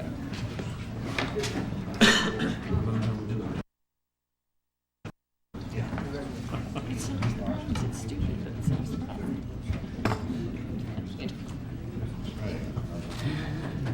All right, moving right along. Item number 4 is the ordinance to amend the various sections of Chapter 156 of the Mount Pleasant Code of Ordinance. And before we go into anything, I just really want to thank you both, Kelly, Christine. Great work on this. This is what has been referred to for the past couple of years as the use table. And it is a modification to the zoning code that has been reviewed by the Planning Commission, Planning Committee, Economic Development Committee, and the Economic Development Advisory Board have all had input. Worked on this for approximately 2 years. As most of y'all are aware, the main purpose is to reformat the ordinance, which is right now very cumbersome to read. If you're trying to figure out, all you want to do is build a grocery store or a hotel. You have to flip through many pages the way it would be formatted, and we do have an illustration that Kelly can flip to here, just to, there's the old, which is kind of hard to read, and the new is in the table here, so very clean, very easy to use for folks to try to figure out what they're doing. We also, on the next slide, have a chart too, that if someone's just trying to compare setbacks, for example, between the various districts, it's all now in one table so that they don't have to read R1 and R2 and R3 and so on. But it's all now in one table. There are some additional changes that we have made. Our zoning code was adopted, this particular one, in 1979. It's very old. Doesn't address a lot of things like doggy daycares and things like that can become problems sometimes. So there are some additional amendments that provide conditions for, just again, example, doggy daycare. Move for first reading. I'll let her talk about it. And I'll answer anything else you need. Please. I have a motion and a second, and for discussion, Mr. O'Neill? Madam Mayor, I would love when we get our packets for planning committee, if you could put the use table for a rezoning in there, because I feel like every meeting we ask, when we give, if they want AB2, what does that mean they can get? So, you know, that question always comes up, and I think we have the use table to go through and look at it and say, you know, now we know what they're allowed. I think perhaps, Mr. O'Neill, we could get y'all some permanent binders that you could put your paper in, and inside of it, we could have the use table printed, because we're so proud of the new use table. Yes. Well, Madam Mayor, and to your point, Chris, as we are, and I think you and I are gonna be part of this thing going forward, we're gonna try and have things in less legalese and more in common speak going forward, that things like the use table, where we use a zoning designation, a member of the public should pretty much know pretty quickly what are the permitted uses there. And this is the kind of thing that I like. I agree, it should be, forget just in planning, it should be like taped right here in front of all of us. And so thank you for this hard work. I appreciated the t-shirts. I don't know if we have a slide of the shot of the t-shirts, Martine. They all look pretty dorky, but it was good stuff and it's hard work. And thank you. Thank you. Yeah, and for the t-shirt reference, they all wore matching t-shirts to the committee meeting, right? I didn't imagine that. I love use tables, I yes. love use tables. I love use tables. Mr. Garch. I just wanted to add, Ms. Farrell, that's a great job. I know it's a lot of hard work in it. Because, you know, we're ever trying to educate our public, educate ourselves, and this is a step in the right direction. Let's put a little spin on humor for Mr. Demora. Mr. Demora, for the new town hall, I see some wonderful wallpaper options coming up. Think of the old science class, periodic tables. Just get some nice wallpaper like that. It's a great idea. Okay, so we have a, Make a motion to approve. okay, we already had a motion and a second. We like it so much, we have 2 motions and 2 seconds. All in favor? Aye. And the ayes carry. First reading, ordinance number 14047, an ordinance to amend various sections of Chapter 156 of the Mount Pleasant Code of Ordinances for the purpose of reformatting the use district regulations with respect to permitted, conditional, and special exception uses, and also regulations pertaining to lot standards from a list format to a tabular format, to create a use table and development standards tables, to add, delete, or revise permitted, conditional, or special exception uses, recognizing that the current zoning code contains outdated uses and conditions as it does not adequately address certain uses that are more common today, to add, delete, revise various definitions, to update the off-street parking regulations for consistency with the tabular use table, to revise parking requirements, and to add a requirement for bicycle parking for commercial and multifamily uses, to remove outdated references and provide for consistent terminology throughout the zoning code, and to amend various other sections of Chapter 156 zoning code for consistency with the amendments noted above, and to amend other chapters of the Mount Pleasant Code of Ordinances for the purpose of providing consistency with the proposed zoning code amendments, including amendments to Chapter 32, departments, boards, committees, commissions, and other entities, Chapter 150, building regulations, Chapter 154, municipal impact fees, and Chapter 155, land development regulations for the stated purpose of establishing a use table to reformat the use district sections of the existing zoning code to be more succinct and user-friendly, and to reflect more modern uses, such as entertainment and recreational uses that are not sufficiently addressed in the current code, and to remove outdated references. For example, town building official instead of town building inspector, and to provide consistent terminology throughout and correct typographical or Scrivener's errors. Amen. Moving on to old business. Item number 1, final reading. Items 1 and 2 are related, pertaining to the same proposed development located in the Remley's Point area off of 4th Avenue between 3rd and 4th Streets. An amendment to the comprehensive plan is item number 1, to change a portion of the property from natural open space to low-density neighborhood. Item number 2 is the zoning request to rezone from R1 to plan development conservation. Final reading. Second. 1 and 2. I have a motion to, for final reading on items number 1 and 2. Second, all in favor? Aye. Opposed? And the ayes carry. Final reading, ordinance number 14035, an ordinance to amend the Town of Mount Pleasant Comprehensive Plan 2009 through 2019, future land use map by changing the land use designation from natural open space to low-density neighborhood for an approximately 1.11 acre parcel of land known as Lot A2, Remley's Point subdivision, located on the unimproved portion of 4th Avenue between 3rd Street and 4th Street, and identified by TMS number 514-1000-1141. Final reading, ordinance number 14036, an ordinance to rezone from R1 low-density residential district to PD/CD, Plan Development Conservation Design District, 10 parcels of land located in the Remley's Point, Scalenville community. Item number 3 is final reading on an ordinance for annexation. Yes, this is 15 single-family homes in HOA area for a development known as Sun Chaser off of Highway 41. Final reading. Second. I have a motion and a second for final reading. Any discussion? All in favor? Opposed?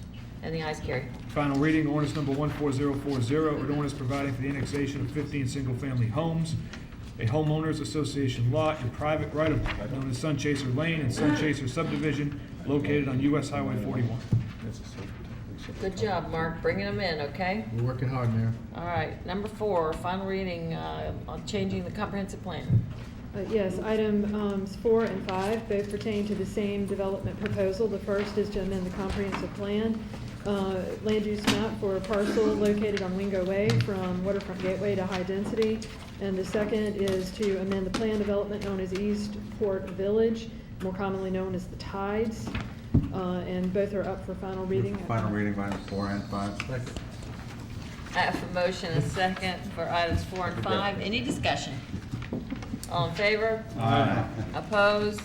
And the ayes carry. Final reading, ordinance number 14041, an ordinance to amend the Town of Mount Pleasant Comprehensive Plan 2009 through 2019, future land use by changing the land use designation from Waterfront Gateway to High Density Neighborhood for 3 parcels of land located on Wingo Way and identified by TMS numbers 514-0000019, 514-0000210, and 514-0000211. Final reading, ordinance number 14042, an ordinance to amend Plan Development Ordinance 02069 pertaining to the Eastport Village Plan Development. On to committee reports, Accommodations Tax Advisory Committee. Madam Mayor, there was no meeting and nothing to report at this time. Annexation. Thank you, Madam Mayor. The committee recommended deferral of the annexation of a vacant lot located at War Admiral Court and Pepper Plantation upon the request of the property owner's representative. This concludes my report.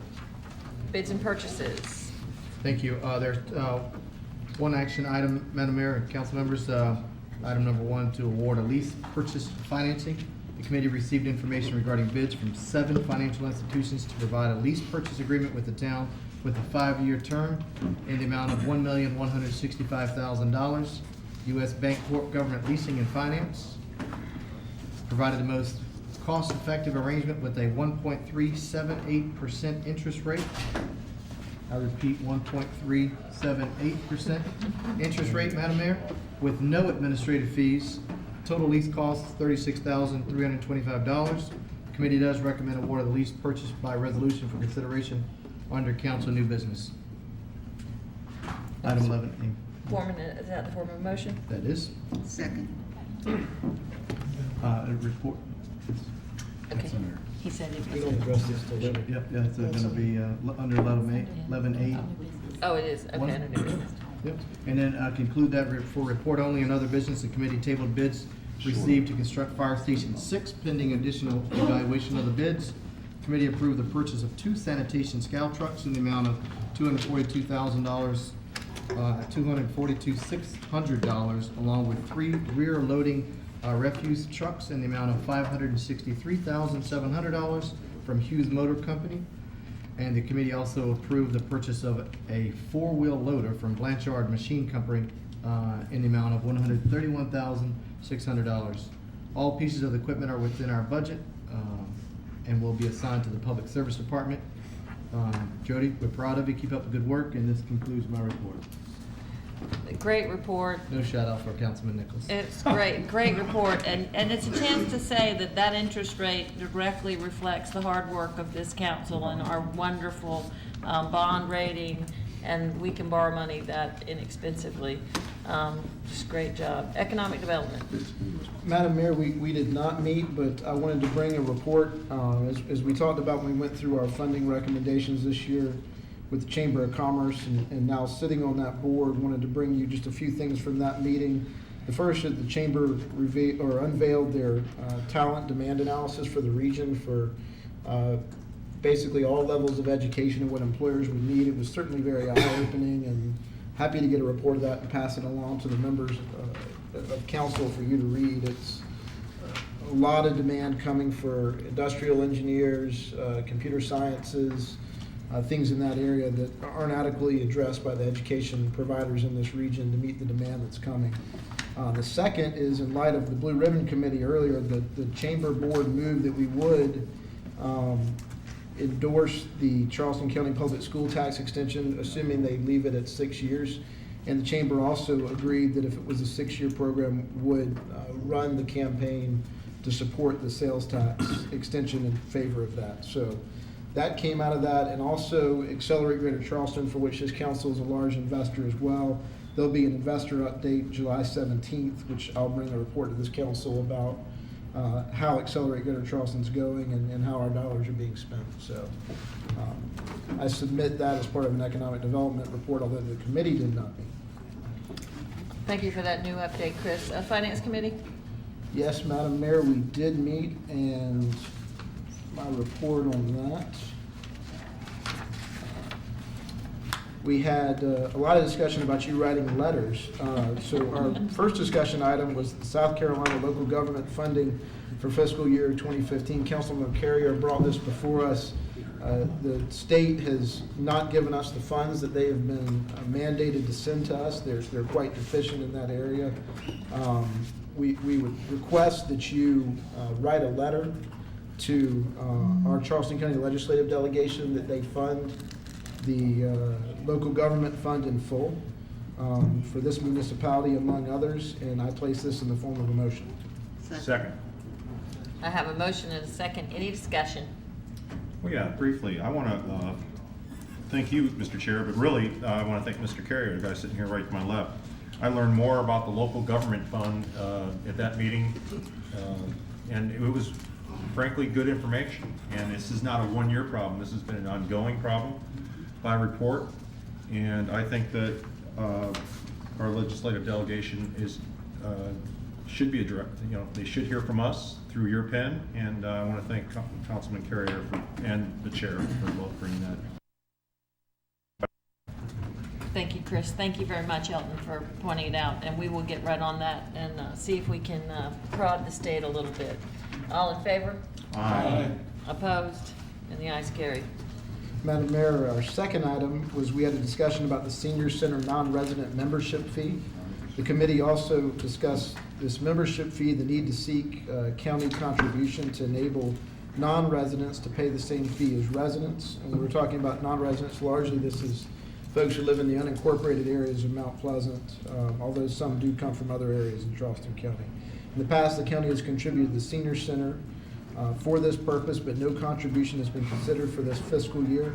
Committee recommends that Town Council authorize again you, Madam Mayor, to write a letter to County Council asking them to provide a multi-year contribution for the memberships for non-residents to use the facility at the Senior Center at the same fee as non-residents. Ms. Stokes Marshall brought this forward.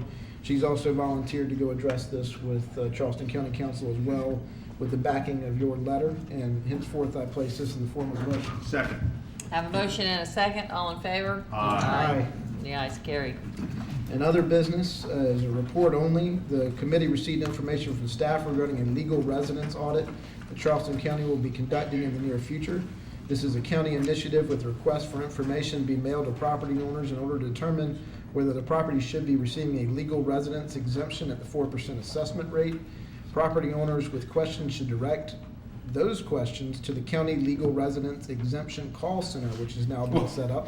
If you want to put this in your phone on speed dial, 843-414-0766. What's that number again? 66. Can you say that again? 414-0766. And Madam Mayor, that concludes my report. Thank you, Mr. O'Neill. Fire Committee? Fire Committee, we did not meet, Madam Mayor, but I just want to let you know, we had 20 calls for fires last month, 424 medical calls, and 236 other calls for a total of 680. Also, we were all fortunate enough to look at our brand-new fire engines outside and paramedic vehicle, which will allow us to respond to a lot of these medical calls without having to use our fire trucks and put wear and tear on the fire vehicles, I should say. I'm saying fire trucks as if I'm a little kid, but they're beautiful vehicles. They do a lot more than just put out fires. Now with our new smaller vehicles that we can respond to medical emergencies, it will save the town money, save wear and tear on our larger vehicles. They were outside earlier, and they're beautiful, and I want to thank the fire chief and the fire department for all they do for us, and for council for allowing us to go forward with these vehicles. And that's my report. Thank you, Mr. Santos. Human Resources? Human Resources did not meet, and there is no report, ma'am. Patriots Point Development Authority, they did meet. I did not attend that meeting. Nothing new there. We are working on the leases. We will have good information coming forward on that soon. Planning Committee, Ms. Thomasina Stokes Marshall. Yes, ma'am. Madam Mayor, fellow council members, I have 4 items to report on. The first being, the committee received an update from staff and the developer on the status of Central Mount Pleasant Primary Connector Road. The developer noted that the road will likely be complete by mid-October. The committee requested additional updates from staff in August. And I spoke with our planning director earlier, and we do anticipate an update on the status of that before that time. The second item is committee heard from Buck Investments, the property owner of a proposed hotel site on Highway 17, as well as representatives from All Saints Lutheran Church regarding the required road connection from the hotel site to Sweetgrass Basket Parkway. The committee advised Buck Investments that an ordinance amendment would be required for relief from the requirement to construct the road connection. Third item to report on, the committee had a discussion regarding public walkways from the Memorial Waterfront Park to Shem Creek Park. The committee reviewed existing agreements for waterfront trails and access to Patriots Point area, and also discussed the feasibility of a connection from Patriots Point to Shem Creek.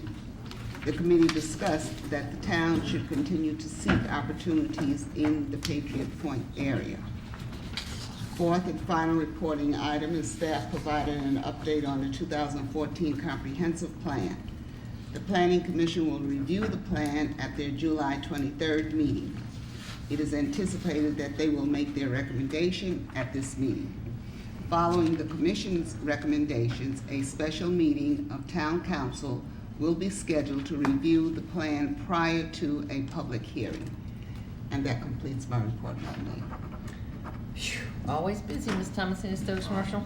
Madam Mayor, I'd just like to just make a comment. I want to thank the planning committee for the work that they did with talking about finishing the road for over in Central Mount Pleasant.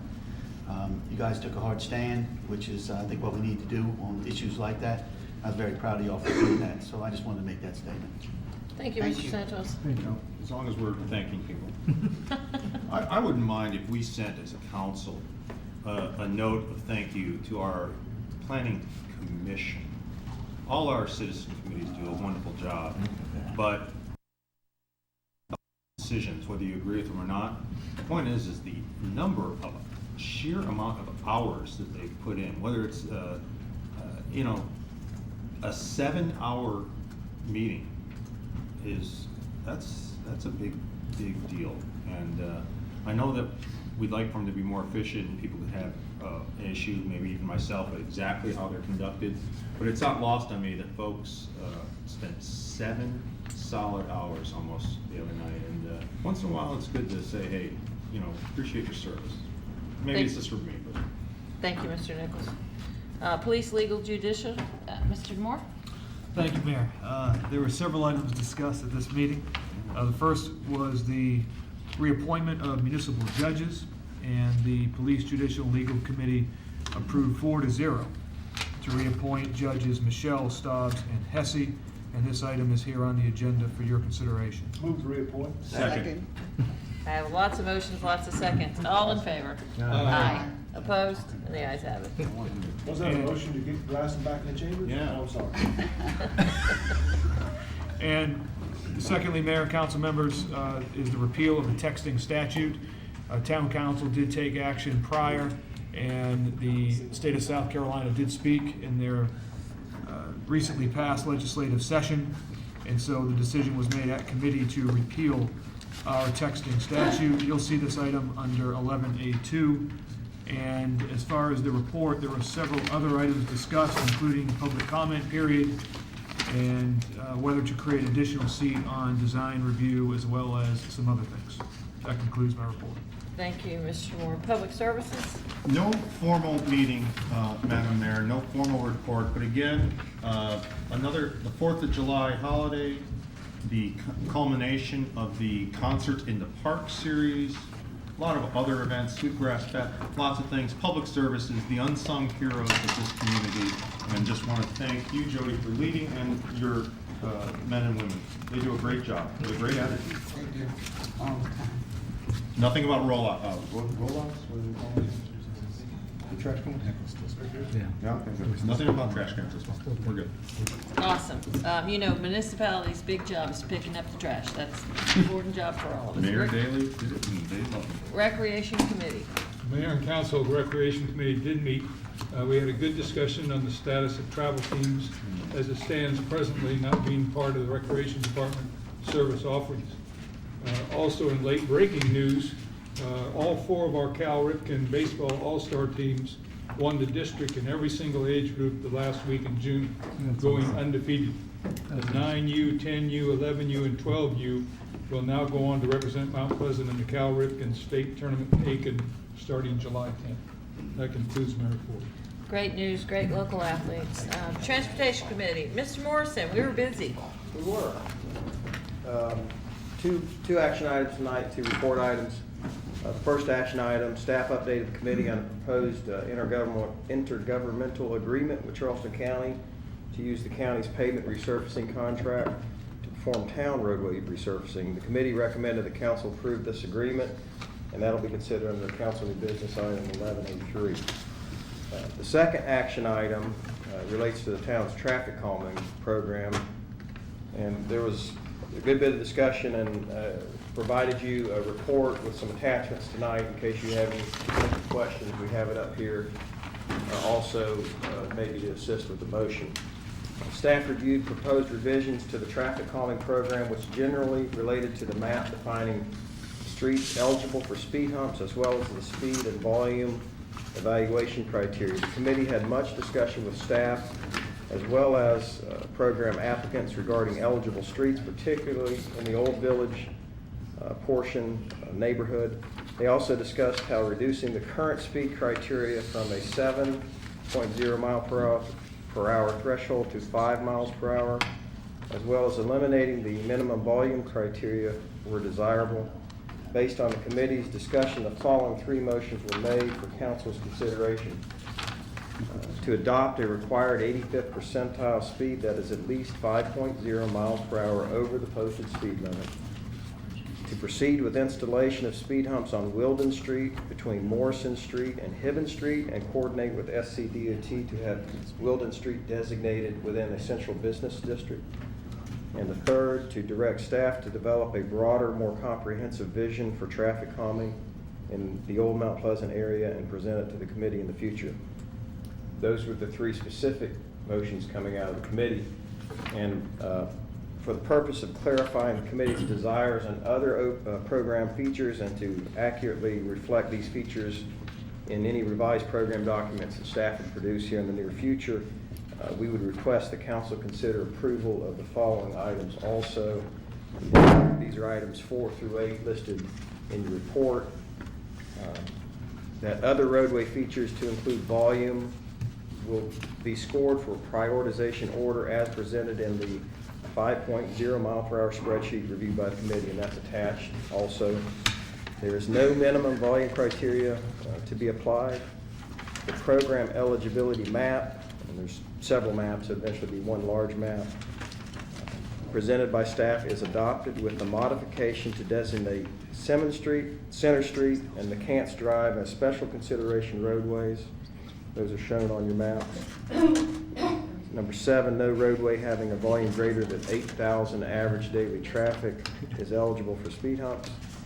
And 8, the 7 applicants highlighted and prioritized on the 5.0 mile per hour spreadsheet are approved for speed hump installation in accordance with remaining applicable program guidelines. So, first 3 were motions. The additional ones would like to include in a motion. Second. I can't make You I'll make a motion that we approve We the have- recommendation by Brad, as mentioned by Brad. We have a motion and a second. Any discussion? Just to make sure that all three are in one, he's included in one motion? Yes. And the additional information too? Is that separate? There's no action item on the additional. Okay. But, question? I'm not asking. Oh, wait a second. I'm the one who made the motion? Excuse me. Yeah, my motion will be the three and the addition of the other ones for consideration. In the motion. And you second, was that your second? The three items and the action items, as well as items 4 through 8 in the report. Okay. So we have a motion and we have a motion and a second. Any discussion? Yes, Mr. Santos. Yeah, Madam Mayor, I tell you, I love the speed humps. I'd love to have one in front of my house. I think they're 24/7 cop. It does reduce the speed on roads, especially where there's children at play. And so, like I said, I like that program. I'm glad we're doing more of it, and I hope we will do more of it throughout the community. Thank you, Mr. Santos. I hate speed humps. I don't want them in front of my house. Me too. And I wouldn't sign a petition for them. That being said, there are residents that want them. So we are trying to be reactive to the citizens who want them and responsive. We also want to have a broader, more comprehensive view of how to protect our old village and our existing neighborhoods from cut-through and speeding traffic. So I get your point. I personally don't like them. Any other discussion? Yes. I just like to say, you know, there are reasons why we even consider installing speed humps, okay? And in most cases, they're requested by the people who live in the particular communities where there are people that's speeding through their communities. And, you know, I can certainly understand the request from a number of different points of view, safety being at the top of the list. So, you know, whether you like them or not, it's because of the actions by some of our residents when it comes to speeding and unsafe conditions that makes it necessary. Thank you, Ms. Stokes Marshall. Mr. Carrier? Just for clarification, Brad, on number 2, that we had talked about raised sidewalk on Wilden at Hibbon, along with humps further down. Can that be included? Did you mean to do that, or did you mean to not talk about raised sidewalk? I think for clarification, that was going to be part of the broader vision. We looked at the arterial roads. We consider Simmons Street, Wilden Street, McCants, and Center are high-volume streets, but they're also residential streets because houses have driveways onto those roadways. So I think it's part of the broader vision. Well, I think we narrowed it down to that intersection because we did have sidewalks to attach to on both sides. So it was a possibility there for the raised sidewalk, whereas in other areas, there was no curb and gutter, so you couldn't attach. It's a possibility. I think the intention was that section, we would just put in speed humps, and then for the other plan, review an actual crosswalk, raised crosswalk at that intersection, and be mindful of how we place the other 2 or 3 humps as far as spacing goes. But the priority would be on the humps then, right now? Yes, sir. Yes, sir. Okay, thank you. Okay, so we have a motion discussion. Yes, Mr. Glasson? Yes, ma'am, just a quick question. All right, but I'm having a little Gulf War memory here. Explain the 85% 5 mile an hour over. It's not digested. Currently, the program guidelines require that the 85th percentile speed be at least 7 miles per hour. So you have a posted speed over the posted speed limit. So if you have 25 mile an hour speed limit, you have to, the 85th percentile would have to be at least 32, meaning 85% of the folks driving are going at that speed or less. So it's just a gauge of how quick, you know, how many folks are speeding. We look at 85th percentile, that's the majority of the population. So really what you're doing is lessening, making less stringent the requirement. You're taking it down from 7 to 5 miles per hour. So, and I think that was the intention of the desire of the committee. Okay, we have motion and second, lots of discussion. Well, I just want to comment to Councilman Glasson. That's exactly right. I want a number of citizen groups, you were at these meetings, have for years come before us, and under the sort of the formula that was in place, they didn't fit yet they had very compelling arguments, but because of the way the formula was, it just didn't fit to get them into the yellow, if you will. So what Brad and his team did is they put together some different methods, if you will, and they presented us with about 3 of them, and we talked about them for a while, and we, as a committee, came out asking this council to accept this methodology. And you're right, it creates more groups in the yellow who could then apply through the program that's already funded and in place to put humps, and it's based on capacity and speed and the number of trips and a lot of columns there. I want to thank the citizens for not giving up and being diligent and staying on us and staying patient with us as well. So, anyone are here, good for y'all. Okay, thank you. We have a motion and a second. All those in favor? Aye. Opposed? And the ayes have it. Quickly as a report, the committee also received a presentation from the COG on the Regional Water Trails project and also received updates on ongoing projects. Thank you, Brad. Waterworks Commission? Thank you, Madam Mayor. And Water Supply Committee, there was no meeting under Water Supply Committee, but under Water Commission, Madam Mayor.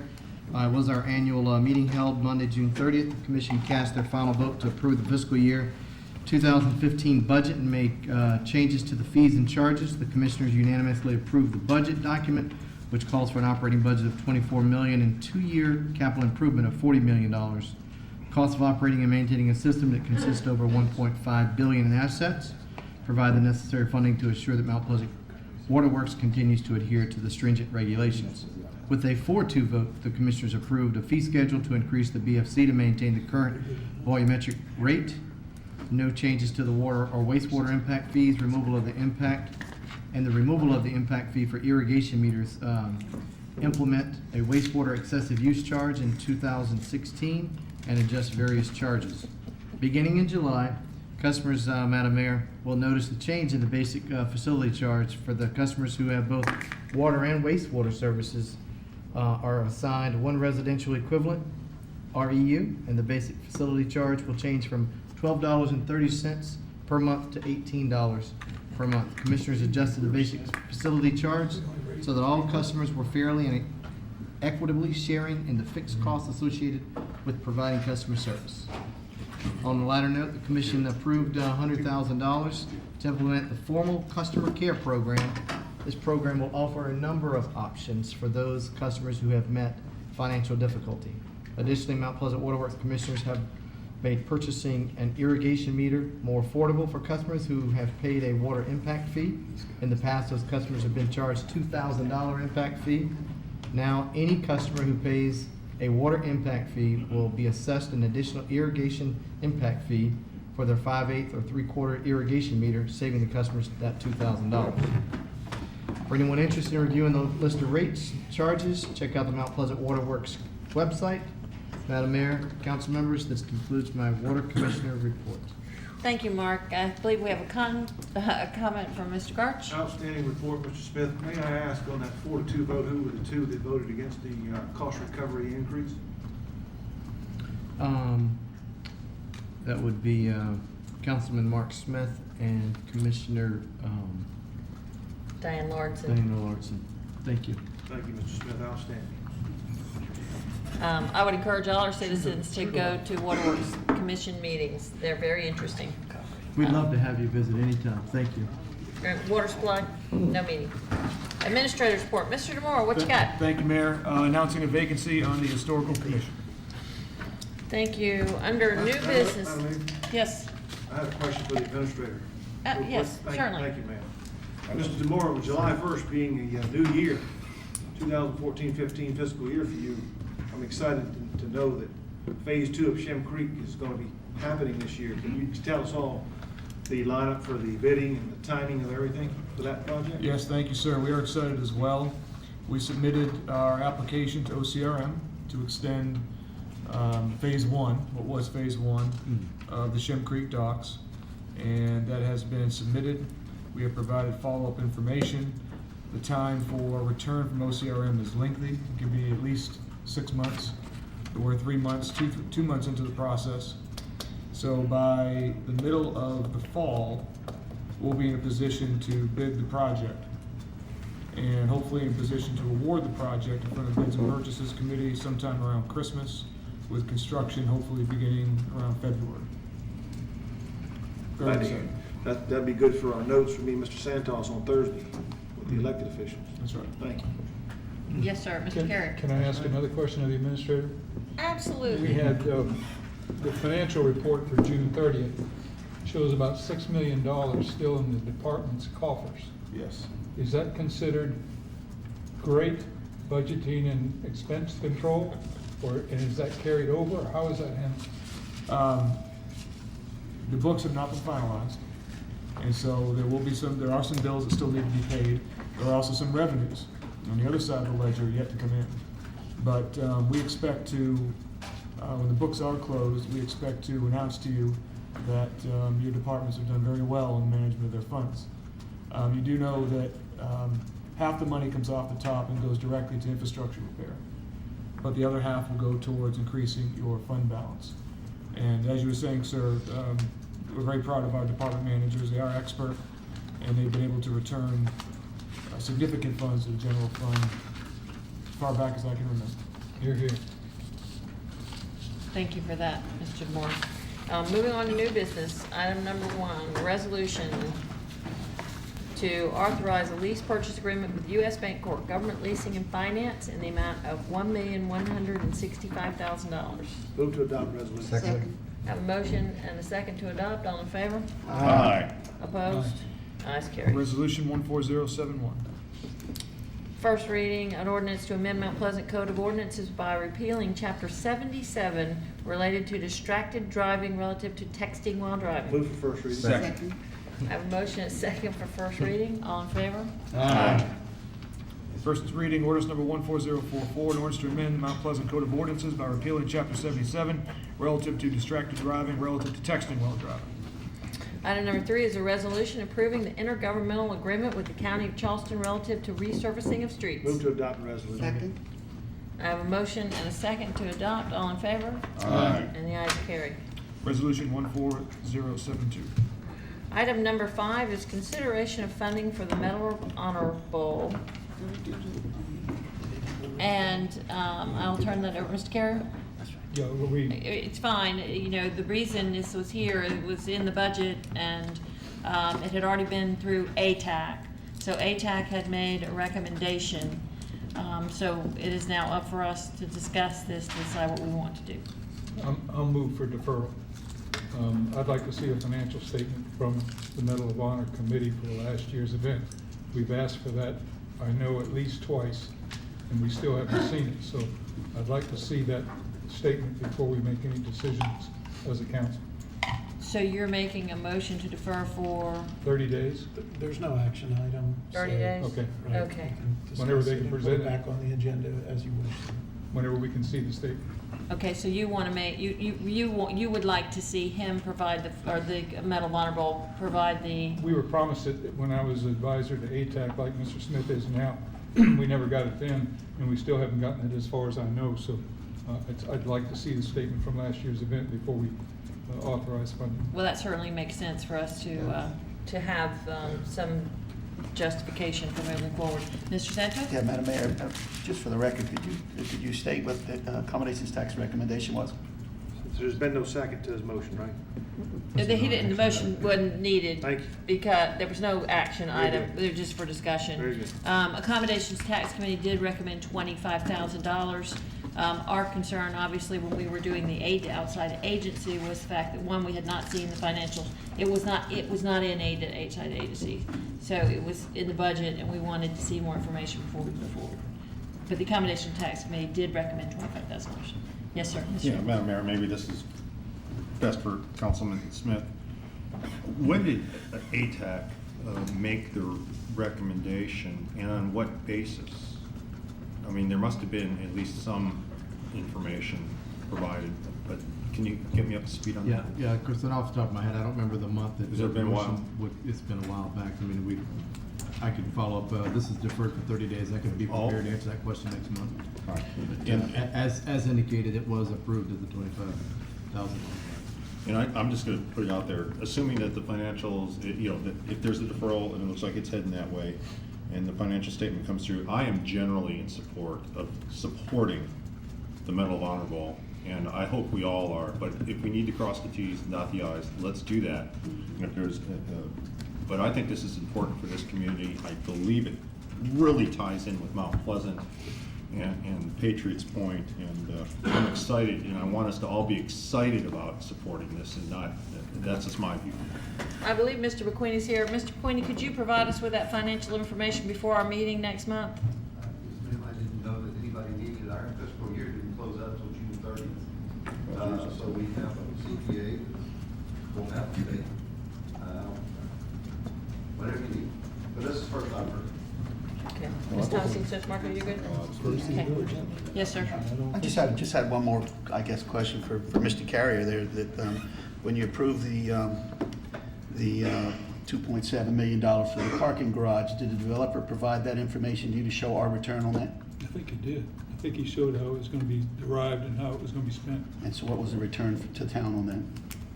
You mean Financially. by parking spaces over 15 years? Financially, yeah. I couldn't give you that. But you still voted for it? Okay, I just wanted, for the record, I just want to put that out there. Good, thank you. That's good. Any other Good. discussion? Thank you, Mr. McQueen. We look forward to the information.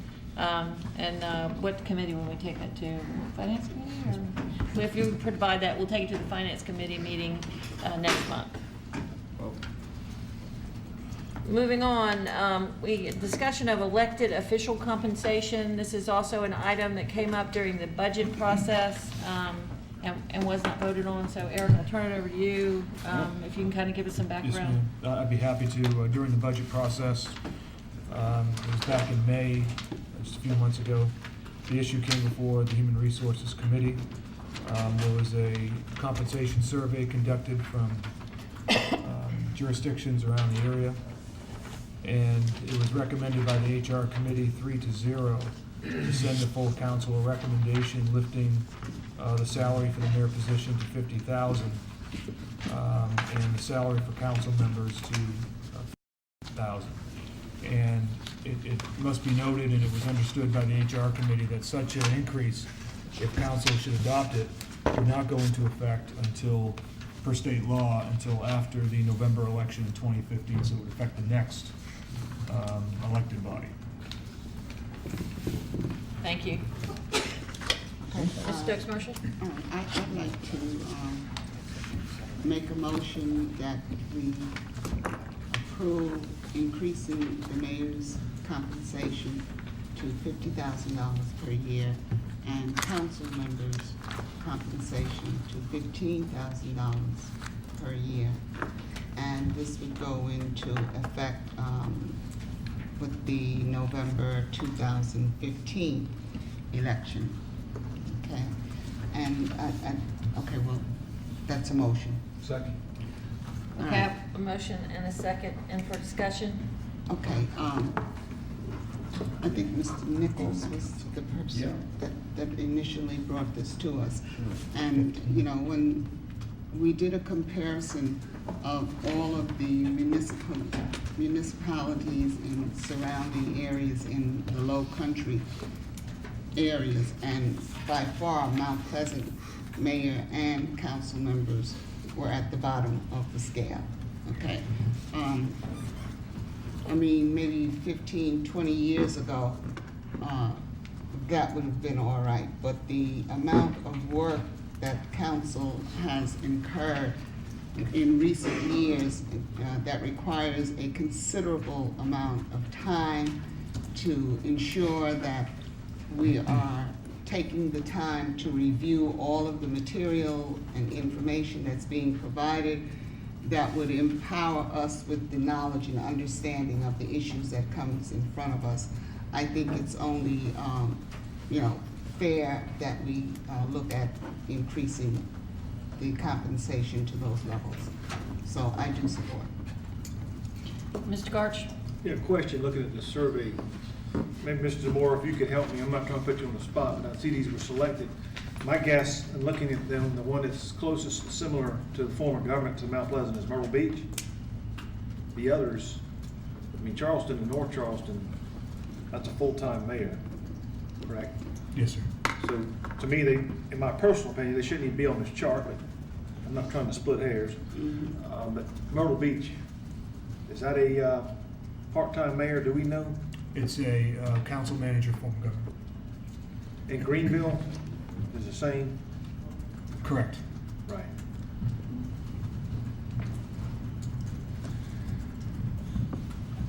Any other discussion? Yes. Oh, yeah. Yes, Mr. Santos?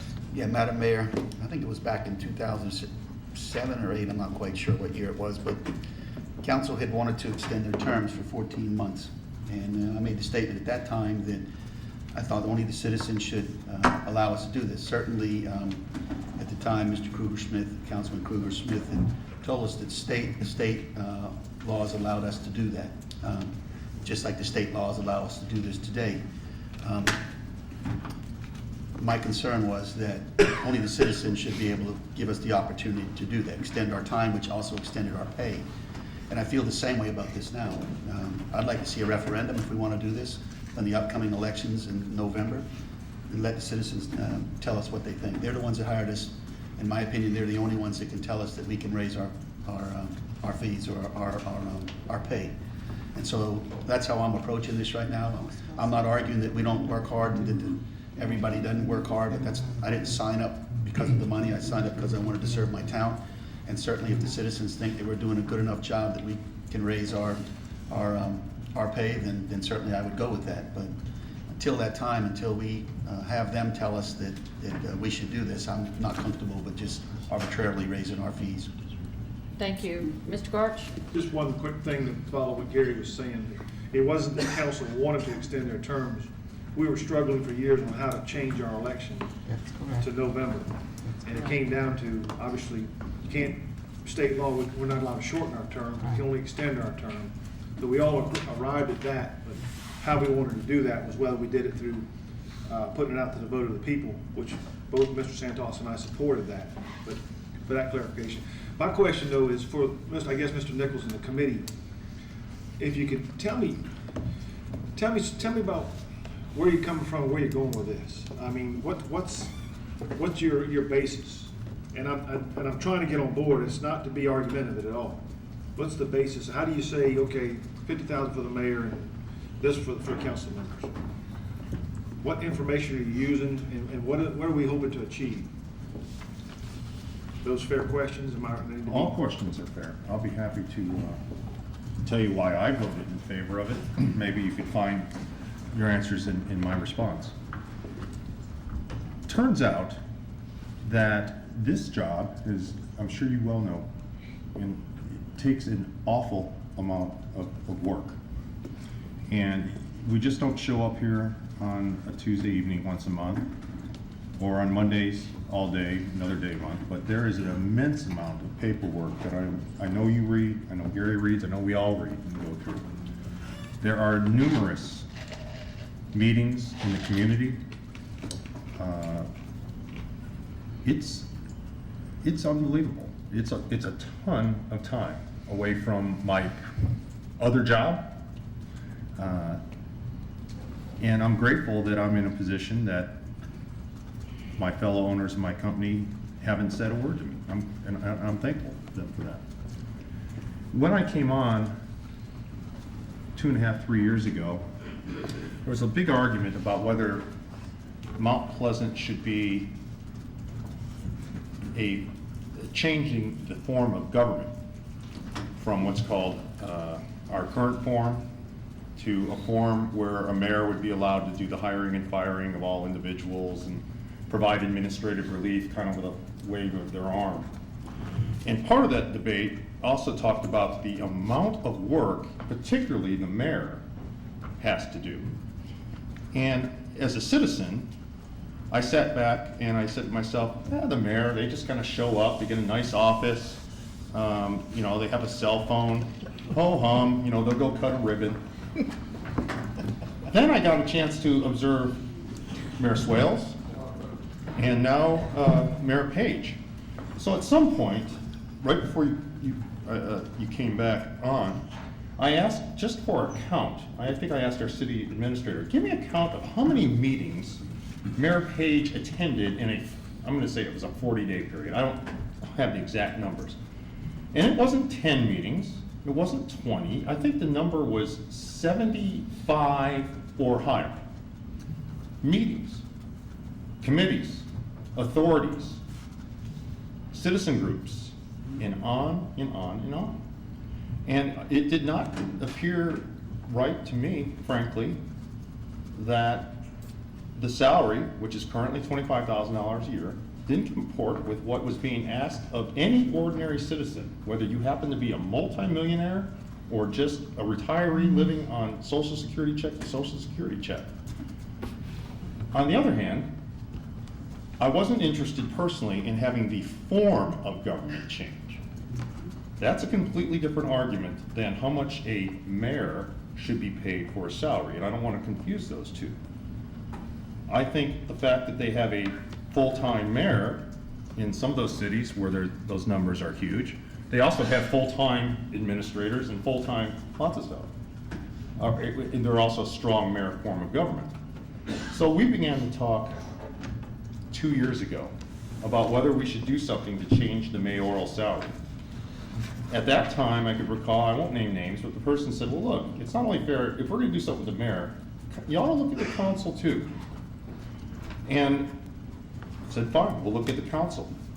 This past January, we just asked for a survey. Are we at basically $8,500 a year, something like that, at council, and $25,000? Where are we at on that spectrum? And where are we at as a community with an $80 to $90 million budget and committees and meetings, et cetera, where are we at? And so we just brought it was supposed to come up at the retreat in January. Y'all remember what we were dealing with then. They ran out. It got pushed to the HR committee, which I'm the chair of. We brought it up a month or two or 3 months ago. And at that meeting, of which Mr. Glasson, Ms. Stokes-Marshall, and I are on that committee, we heard the information. And there wasn't any magic about the 50 or 15, to be honest with you. It seemed like it was a place where you could get support without it seeming like it was too crazy, like somehow you're profiting from becoming a council member or a mayor. And yet it was something more than where we're at right now, which, I think it was Councilman Glass, might have been somebody else, who said, look, with the amount of work involved right now and the figures involved, there are probably some folks who might not decide to stick their toe in it. And I agree with that argument. There are folks on this council, and then the next argument was, well, look, you can't vote for a pay raise for yourself. Good solution. Let's put it into effect if we're gonna do it after the next election, and then it'll actually address, I think, in a strange way, Councilman Santos is concerned that the people have a say, because they would have a say, because come November of next year, they could, with their votes, decide whether you're coming back here or not. And then the next argument is, well, there were folks who were given a salary who donated back. Our former mayor, Billy Swales, was one of those. One of our current council members is one of those. And I applaud them for doing that, and that's a neat idea. But it also takes an act of courage. I think it's the right thing, I really do. I think if we put it to a referendum, I really don't see the citizens ever realistically saying, we need to give up the mayor a raise and council member a raise. That's not gonna happen. And so it really takes an amount of courage. And politically, it's not that good of a deal. No one's gonna run out there and say, hey man, I'm voting for you because you voted yourself a pay increase. That's not gonna happen. So it's one of those deals where you kind of go, is it the right thing in the end? Is it some sort of personal profit motive that's, at work here? Or is it just trying to, move along into 2014 where it's $4 for a gallon of gas? So I don't know if there was any answer in that whatsoever, Paul, but that's really the kind of way I think about it. I don't think there was. And that's it. No, I appreciate it. Thank you for that, Mr. I got Hicks. some bits and pieces out of that. I think Mr. Smith's ready to speak. Yes, I do believe that. I believe you're correct there. Mr. Smith? Thank you, Madam Mayor. Council members, I don't think I'll be pontificating quite as articulately as Councilman Nichols did, but I appreciate that. I would just, as that council member who does not take his salary, I can't possibly support this motion as it is now in the form of both being included in one motion. I would ask if you'd consider this in the form of two separate motions, take the mayor and council member. Otherwise, I'm sorry, I can't support this motion. Vote on them individually. Yes, ma'am, Ms. Stokes Marshall? Madam Mayor, Mr. Smith, can I inquire as to the rationale? Sure. Thank you for that. Since I don't take my salary and I donate it out to every month, I can't possibly see supporting increasing my salary that I don't take. So I wouldn't be supporting the council increase. I do think after careful consideration, and it is interesting as a freshman counselor here seeing the amount of work that goes in as a council member and the mayor. With all due respect, our mayor works her tail off. I mean, Linda, with all due respect, you are in meetings all the time. And I would be, and I want to make sure that it's perfectly clear that these words are coming out of Mark Smith's mouth. I would be in favor of increasing the mayor's salary, but I would not be interested in increasing the councilman's salary for those mayors only. Call for the question. Okay, so, do we have a motion? Yes, sir. Okay, we have a motion and a second. Yes, Mr. Kirch? Yeah, thank you. There's no denying the requirements that you perform, Mayor. I was close to him before as Mayor Pro Tem, and I was very close with Billy, and that was like very moving. And you know what you do is, and it's a calling. I know it's a calling for you as much as you love this town, and I've thought about the money. When I start to talk about the money, I would love to be able to ask all of you all a favor and not be listening to me as Paul Garch, because I readily admit that because of maybe my comments in the past about forms of government, and Chris, I do think they are kind of tied together, that Mr. Garch is angling a certain way. If I could be John Doe for a minute, and I say to you, where are we going with this? You recognize everything that we're going on now with 75,000 people, and all the requirements from mayor, and we just authorized our administrator to hire an assistant administrator.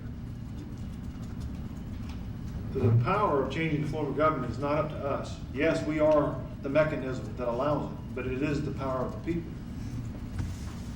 And when I say, because I know Mayor Swales asked a couple of years ago about it, and you guys looked back at him, I wasn't serving, he said, no, we're not interested in doing that. And you all had your different reasons, it's fine, and Billy let it go. But then, 2 years later, a year and a half later, when Billy said he wasn't gonna run, there was a movement to say, you know what? The mayor's election is more important than before, we need to have 50+1. There was a first elevation, nothing wrong with it, the first elevation to say, you know what?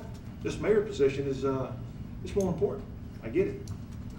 So now we're moving where we're gonna double the rate of pay for the mayor.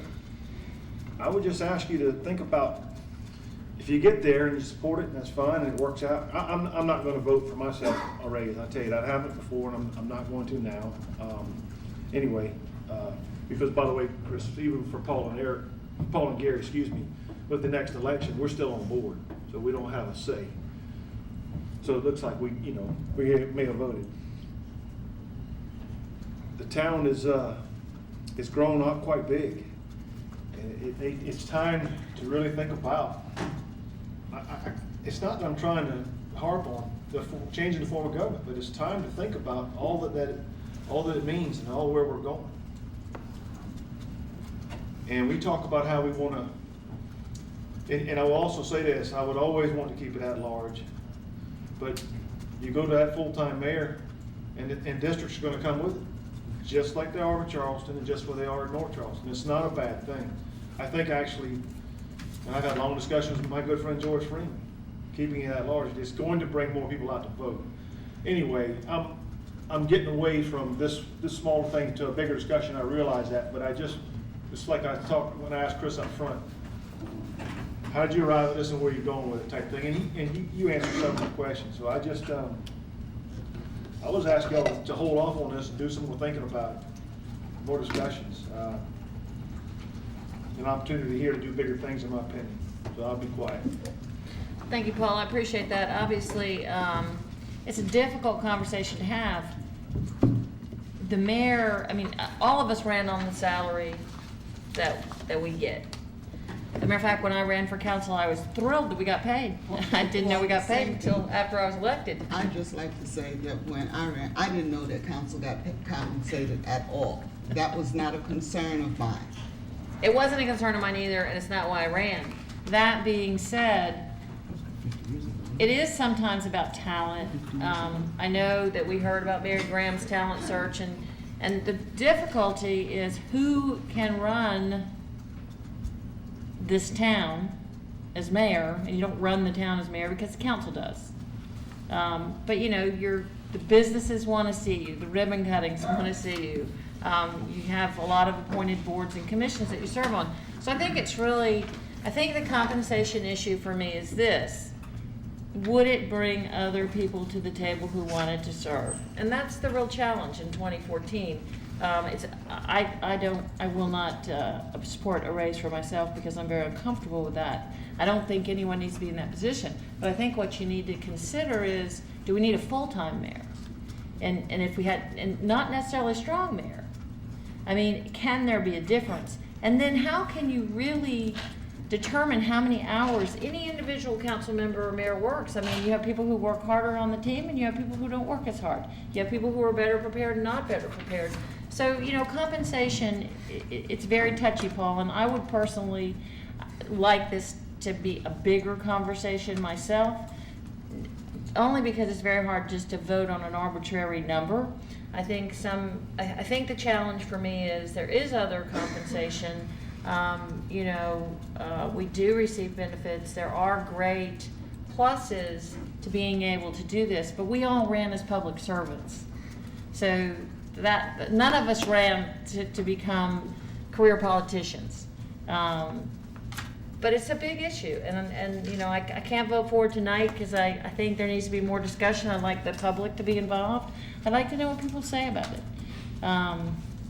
You know, it's not just about, if you were going to pay me what you know, an hour for what I work now, you know, I'm probably getting a couple cents an hour.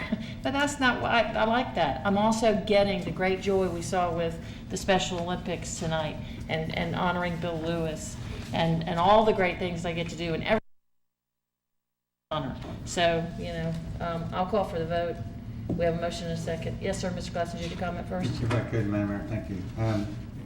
Mr. Nichols mentioned one of the other council members, and that was me, when I brought up, I think there is some merit towards when a salary for the mayor's position, the full-time job that you now hold as the mayor, with your secondary job as your private business, it increases the pool of people whose heart may be in it, but financially they're not in a position well to do enough, but they can step back or have a continuous income without supplementing that with the mayor, or as the mayor, and supplementing that income.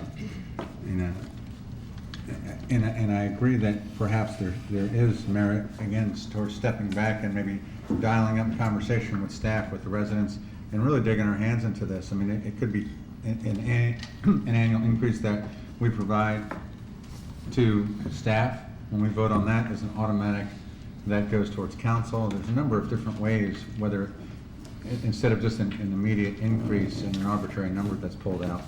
And I have a real difficult time voting for, you know, I seconded the motion to bring it up for discussion here at the committee level, but I have a real difficult time on voting myself an increased salary, even though I know it's a lot of time, but I mean, I took that and I don't give it out. I actually use some of it.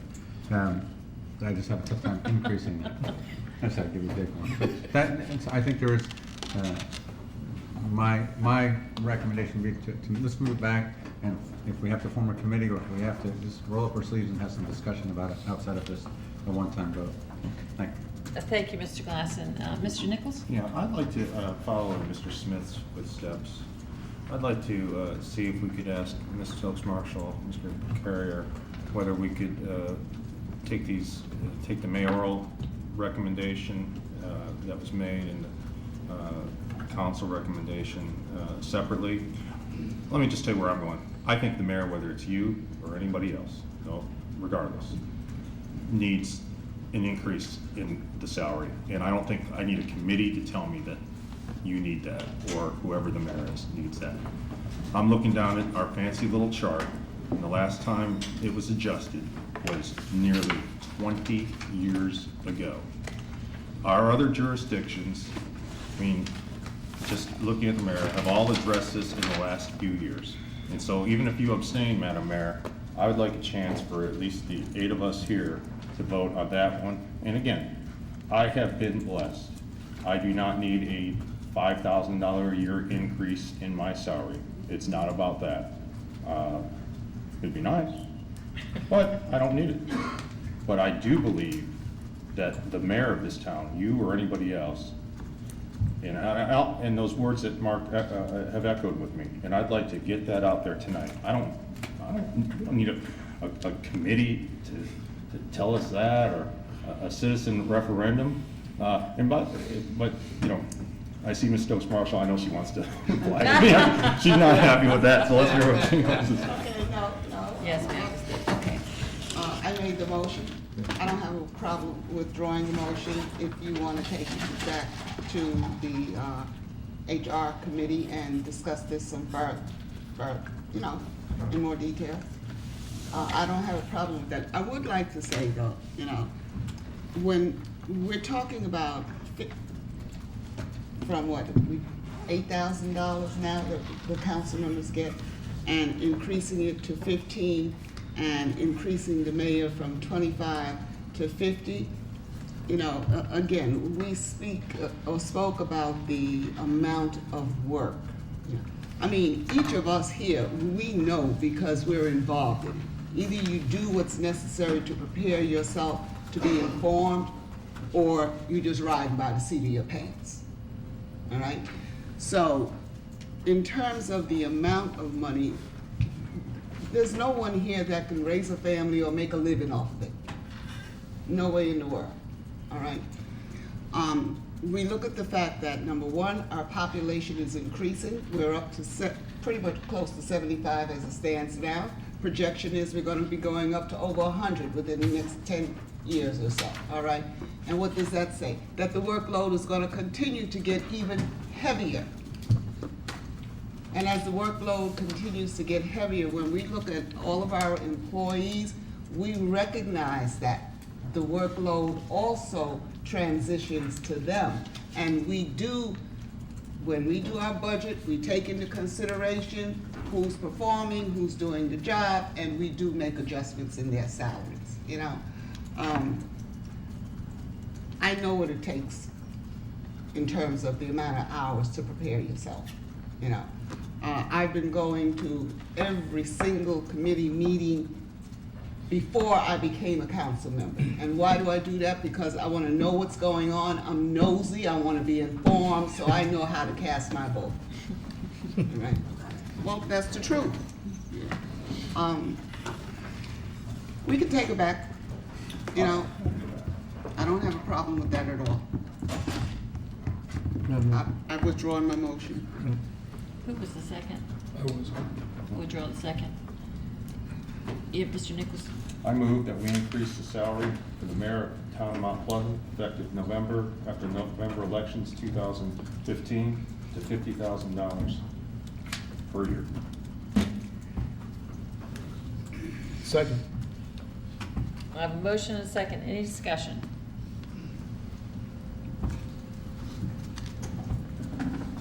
Call for the vote.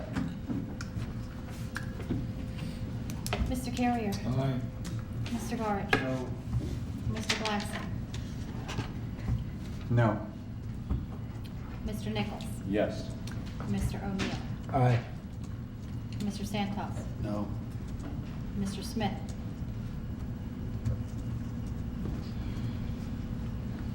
No. Ms. Stokes Marshall. Aye. Mayor Page. No. And the noes carry.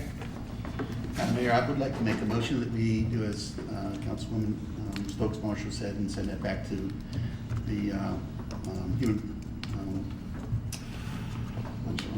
Human Resources Committee for further study. Second. Okay, we have a motion and a second to take this issue back to Human Resources. I would, hopefully that you would give some consideration for some public input. All in favor? Yes, discussion? If I may, to try to give that a little more direction, Mr. Santos, would you consider amending your motion to not only just study, it sounds like the salary increase, but also to properly vet out all the different options there are for a government for this town and the legal process it would need to reach those. So everyone can be clear about it, if you would consider that as amending your motion. Well, let me get some clarification. When you say that, are you talking about the form of government? Yes, The all the various different options? all the different options that are out there and what would be required to achieve those forms of government. If that can be addressed within the committee, if Mr. Santos will consider that as amending his motion. I don't mind amending my motion. I'll amend my second.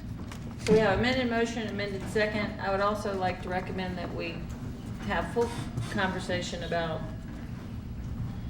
not just the form of government, but perhaps full-time mayor position as opposed to a part-time mayor position. I think that might solve some of the issues going forward in the future. Not today. I was including that one. Thank you, I appreciate that. Thank All right, you. all in favor? And the ayes are carried. No.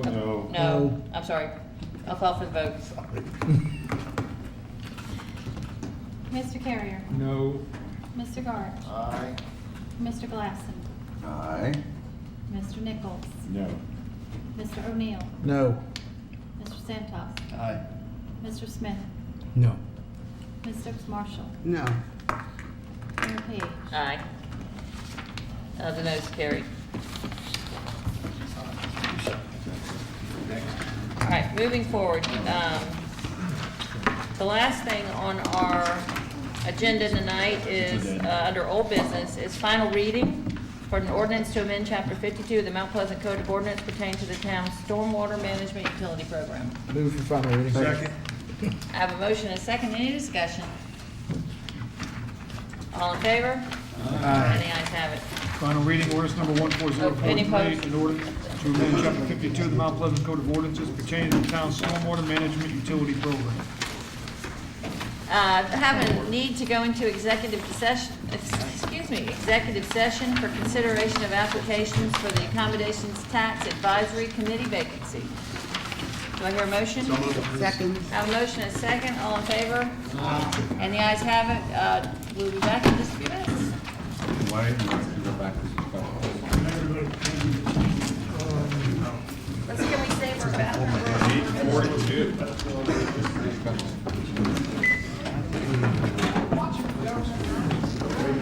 It's efficient. I gotta give you the rationale. Is it a report? We got one more little deal.